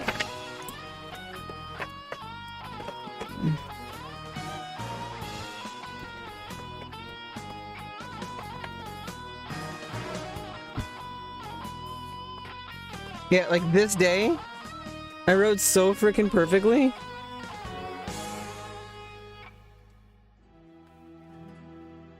I hear some loud noises outside. I'll be right back. Don't know what's going on.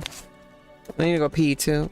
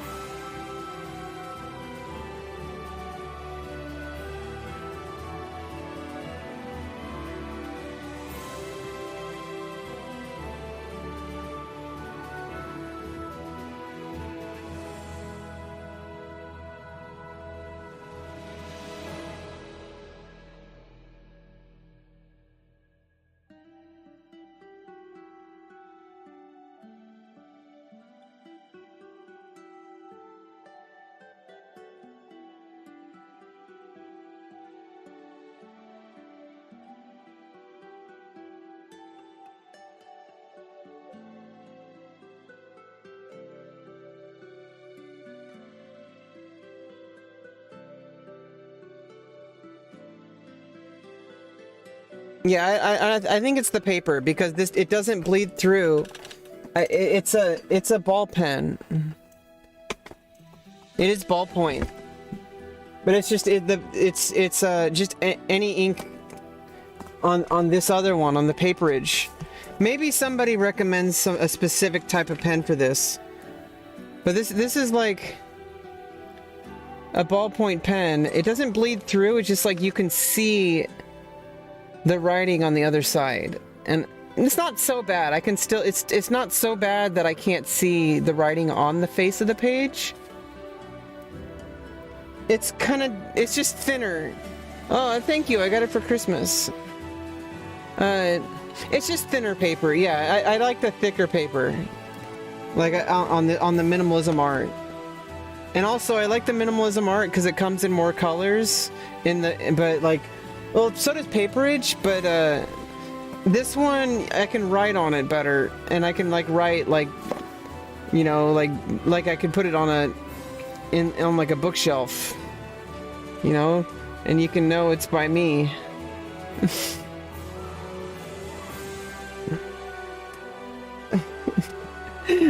Like it's an actual book. And it's I don't know, I like the minimalism art.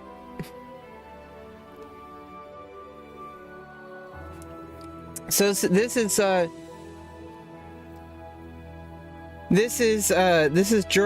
book 1 of Even Store draft B. So it's still if I had number 2, it'd still be draft B. I don't know. I like organizing things. But when I get things into a flow, like when I start actually like adding my typewriter into the equation, things are gonna get really organized. And I love it. I love being organized. I love writing. I love organizing my writing. I love putting it into documents and making it, I haven't really done revision yet because I haven't had a draft that has been revision worthy. I did a first draft and then I just basically developed all the characters and then scrapped the story for the most part. And I'm starting over, reimagining it with the characters fleshed out as they are now. Because I kind of made it up as I went and I developed the characters. But now I'm starting it, I'm reframing the relationships, stripping out a bunch of characters and boiling characters down into like their stronger parts, increasing the tension between some characters.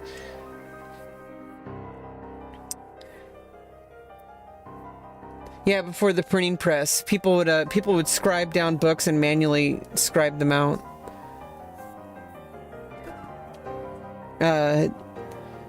The thing is I'm doing it not because of function, but because of, well, it is kind of because of function, because sometimes I prefer handwriting, sometimes I prefer typewriter, sometimes I prefer my computer, sometimes I prefer my laptop, or any other, like I want to get one of those, word processors.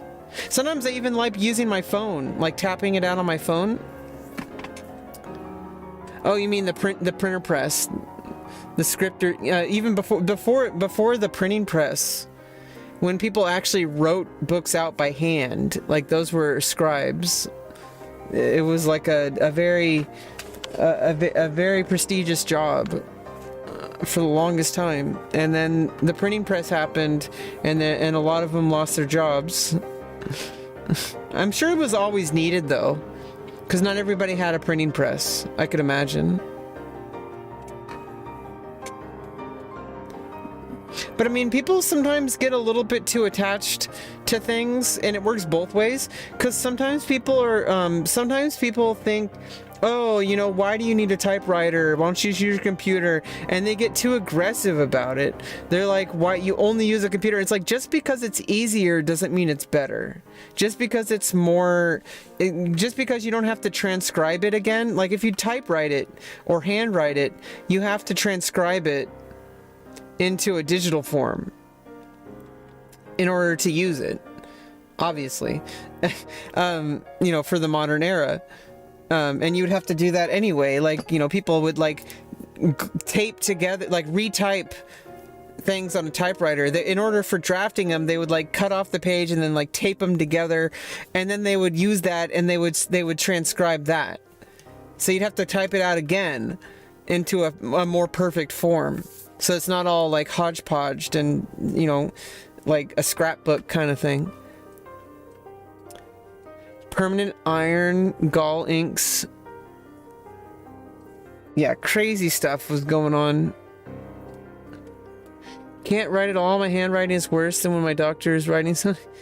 Yeah, I'm still trying to get better at relaxing my grip. It takes like some actual serious effort. Because what happens is I'll be writing and I'll cramp up. But that's not how it's supposed to feel. It's supposed to feel good. Just like playing a music instrument. I do the same thing with my music instruments. I've been a musician like my whole life. But when I'm playing an instrument, I'll clamp down. And it's not good. It's not conducive to good music. And when you play an instrument correctly, it should feel effortless. It should feel good to play. Should not feel like you're fighting the instrument. It takes a lot of effort. And the same goes with handwriting. Like, it should feel like completely relaxed. There is also like arm writing. But I mean, even just, you know, standard like twitch muscle writing. You know, you should not be clamping down on it.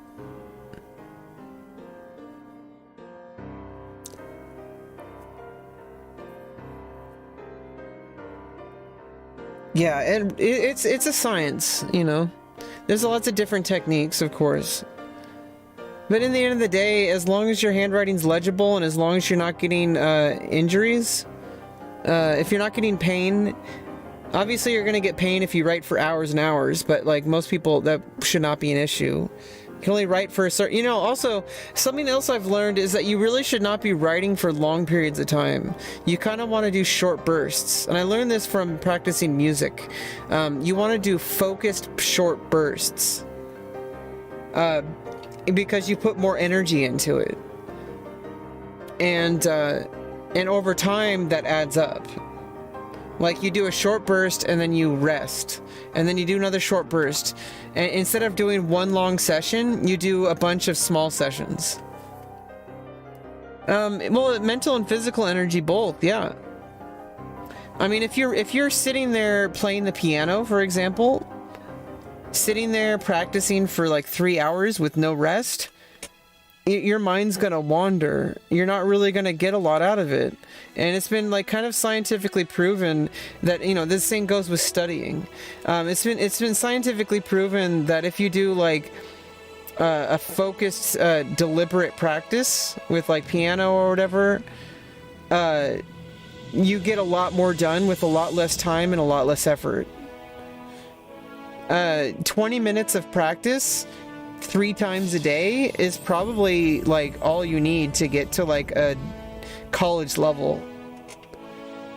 And even beyond, like, you know, more than, you know, you could practice like 3 hours a day, but you should still split that up between like little short bursts.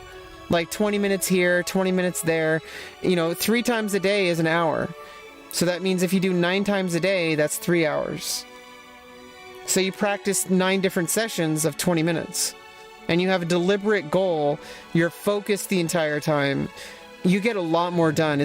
Practicing is not about time. It's about deliberate effort and achieving goals. Because you can say, oh, I'm going to go practice. Well, what are you going to practice? How are you going to practice? Like what are you going to do in the practice room? They're like, oh, I'm just going to play the piano. It's like, that's not practicing, that's just playing.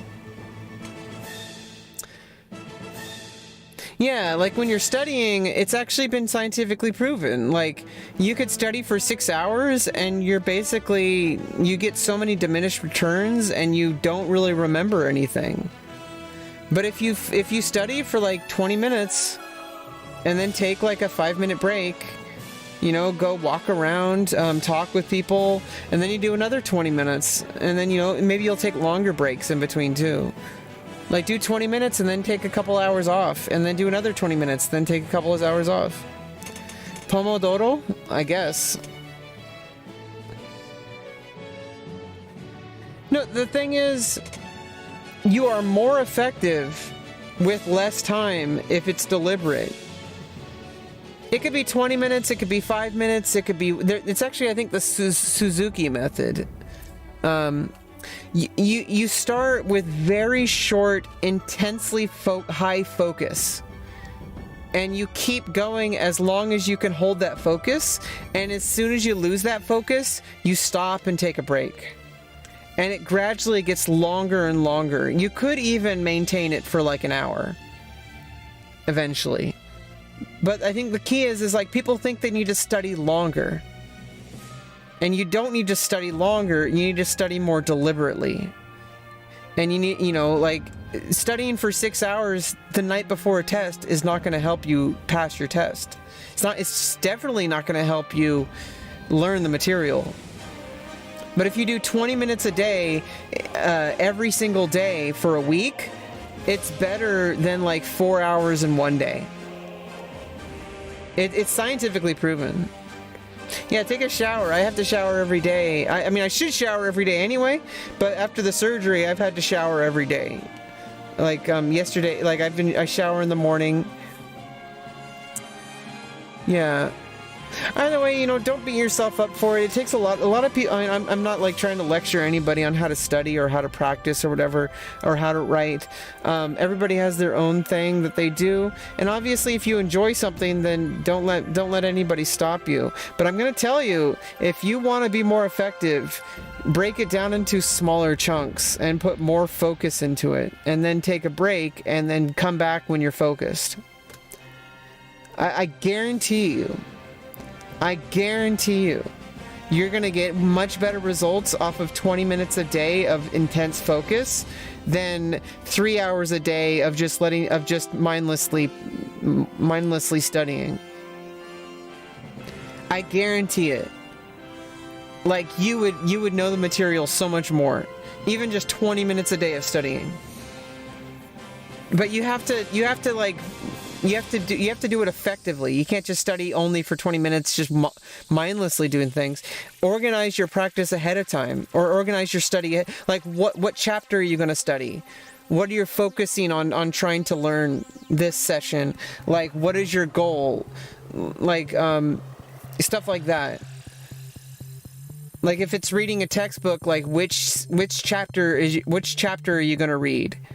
And which supplementary material are you going to reference? Like, all that kind of stuff. There's so many different ways you can go about it, but organize it and break it down. I guarantee you, 20 minutes a day of study, it will always outperform like several hours once a week.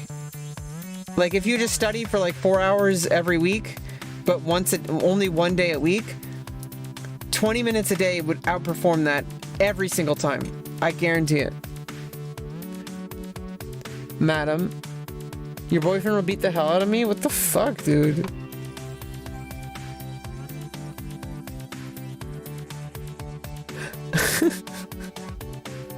Oh, I thought you're talking to Spaceberry. Okay. I thought you were talking to me. I was like... Well, I'm definitely she, her pronouns. I don't know about Spaceberry. You'd have to ask them. If you boil water on the stove... Well, if your boyfriend would beat the hell out of you, you should probably, you know, seek help. Like... I'm guessing I'm guessing you're not being literal.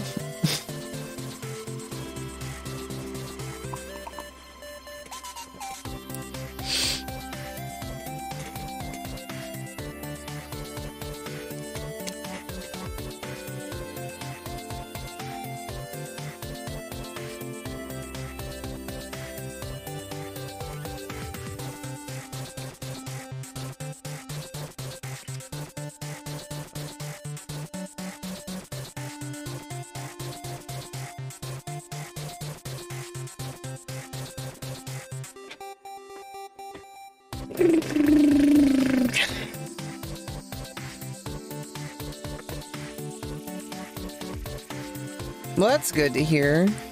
Only in bed?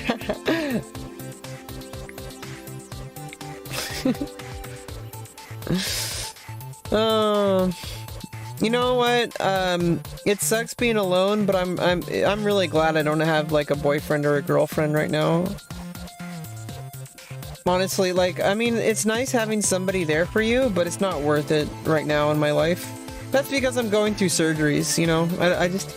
Meeting somebody new is not really something I want to do right now. I don't want to get someone involved in this. It'd be one thing if I was already with somebody, but I have a friend who's been taking care, who's been helping me, and who's been there for me. You know, fall in love with your friends. Like, you know, platonically. Like, platonic love, we need to take platonic love back, okay? Tired of this, like, only falling in love for people if you're romantically or sexually interested. Like, why can't we go head over heel over our friends? Let's go head over heels over our friends. Like, hey, I wish I could hang out with my friend right now. Wish I could spend time with my friend. Oh, I wonder what they're gonna say. Like, come on. We should care more about platonic relationships. I think they're very important. Yeah, I don't want to have, it would be nice if there was someone there for me, but there's not, but I don't want to create a new relationship. So sadly, since I'm already single, it's impossible to develop a long-term relationship. It's not impossible, it's too complicated. I don't want to add somebody into this. Especially since you don't know who to trust. Like, I don't want to be in a situation where I might be in danger. You never know if somebody's going to hurt you, especially if you're recovering from surgery where you're not able to defend yourself, and it can have dire consequences if you get physically hurt. Because it's very important that I get, you know, through each of these 3 surgeries, I need to be safe, you know. Which one could argue that because I'm on the internet, I'm not as safe as I could be. But you know what? People who are hateful and who cause commit violent crimes against people, they don't care if you're famous or not. They'll find you and they'll hurt you. And, you know, people could say, oh, you're asking for it if you put yourself on the internet.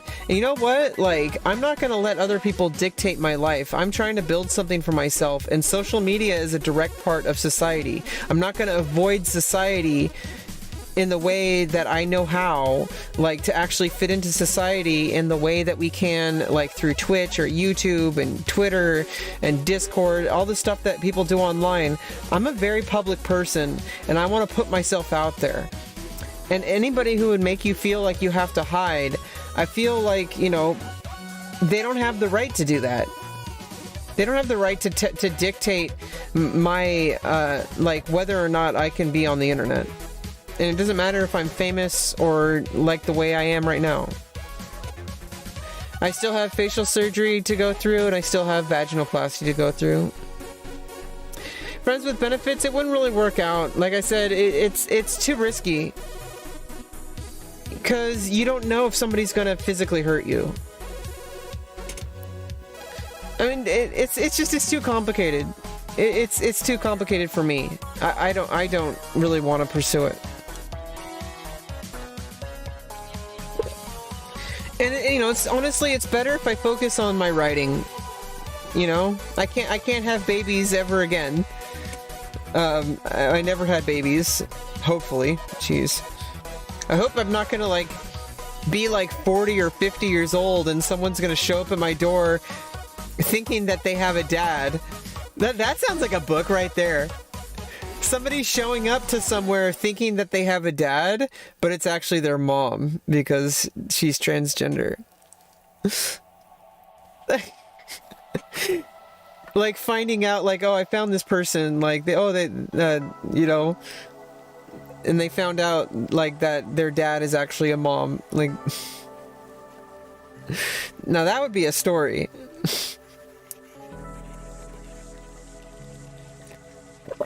But from the point of view is from the kid.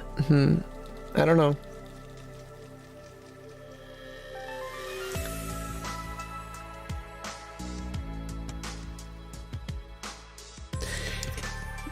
Yeah, I have the consults on March 9th. I really don't think I have to get too much extensive surgery. but I do need something. I do need something. Because I know for a fact, looking at myself on camera and in the mirror, like, I do know that there's something that's definitely dysphoric. And it's been troubling me for years. So whatever we decide to do, we'll figure out on the consults.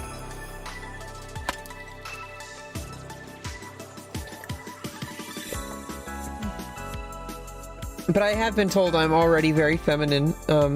I don't even really modulate my voice. I have, though. I think, well, it's not about modulation. It's interesting because it's not about pitch. It's about resonance. And I have feminized my voice over the past couple of years. Through what information I've gathered through some online course that I'm in.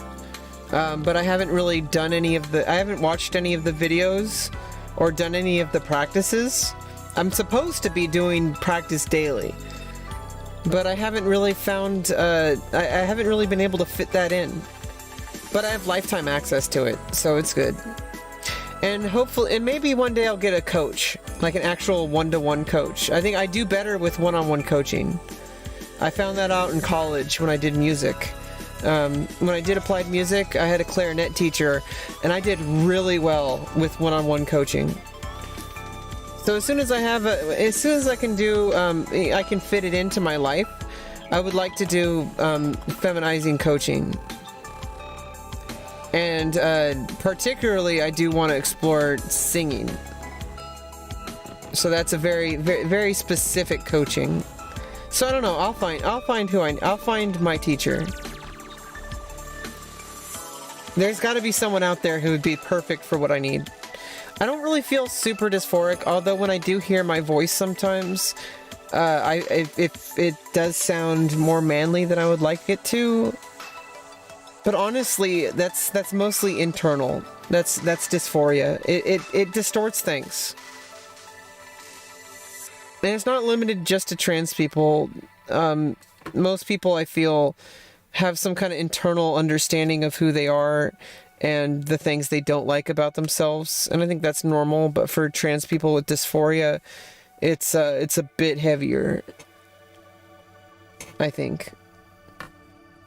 And it leads to, you know, suicide if you don't have it treated in the way that you need it. So the reason why I'm getting these surgeries. And orchiectomy was a good consolation because I don't know if it's going to be 9 months or a year and a half or even the full 2-year wait list that the doctor projected.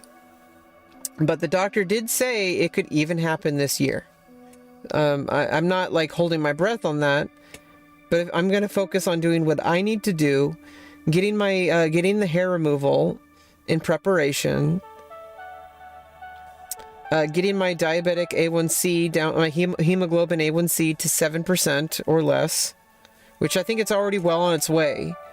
Last time I checked was in January, and after 4 months of like binge smoking pot and living very unhealthily, it went down from 9.9 to 8.8, and I've been doing, now I can't really exercise right now, but I was doing yoga headstands for like the last month, since I did that lab, and I'm pretty sure it's gonna go down when I take when I do my labs in a couple weeks, because we're gonna do labs again in a couple weeks, because now that I'm not producing, we're gonna see if we're gonna lower my estrogen dose, which I'm thinking we are. One of my doctors said most likely we'll lower your estrogen dose because now you're not like fighting with your organs that are making testosterone. Even though they were on their way out, they do die over a course of years. They slowly, my testosterone was down to like 20, which I guess is like low, which is like a good point, but I don't know how much of that was fighting against estrogen. I don't know how all that works, but my doctor, told me that most likely I won't have to use as much estrogen, which means that my health will be a bit better.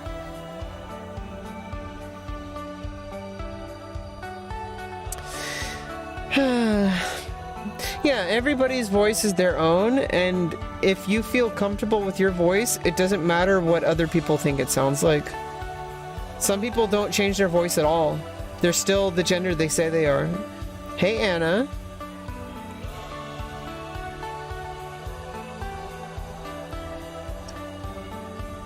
But yeah, I think it's time to go. I think it was kind of good showing up to do a bit of an update stream and to chat with some people, chat with you, Legacy Prime, and some other people I had to ban and other fun stuff going on. You know, I never really know who I'm gonna have to ban when I start streaming.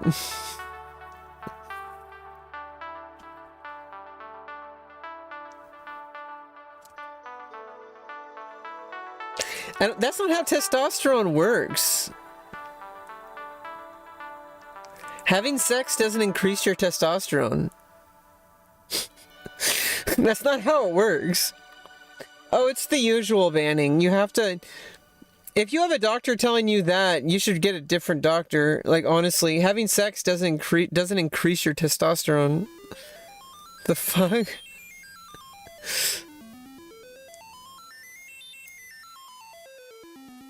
That'd be like saying going for a run increases your testosterone. Like, exercise regulates your hormones. It doesn't, like... That's ridiculous. I've never heard that ever before. My doctors have never told me anything near that. I have, like, really good doctors, too.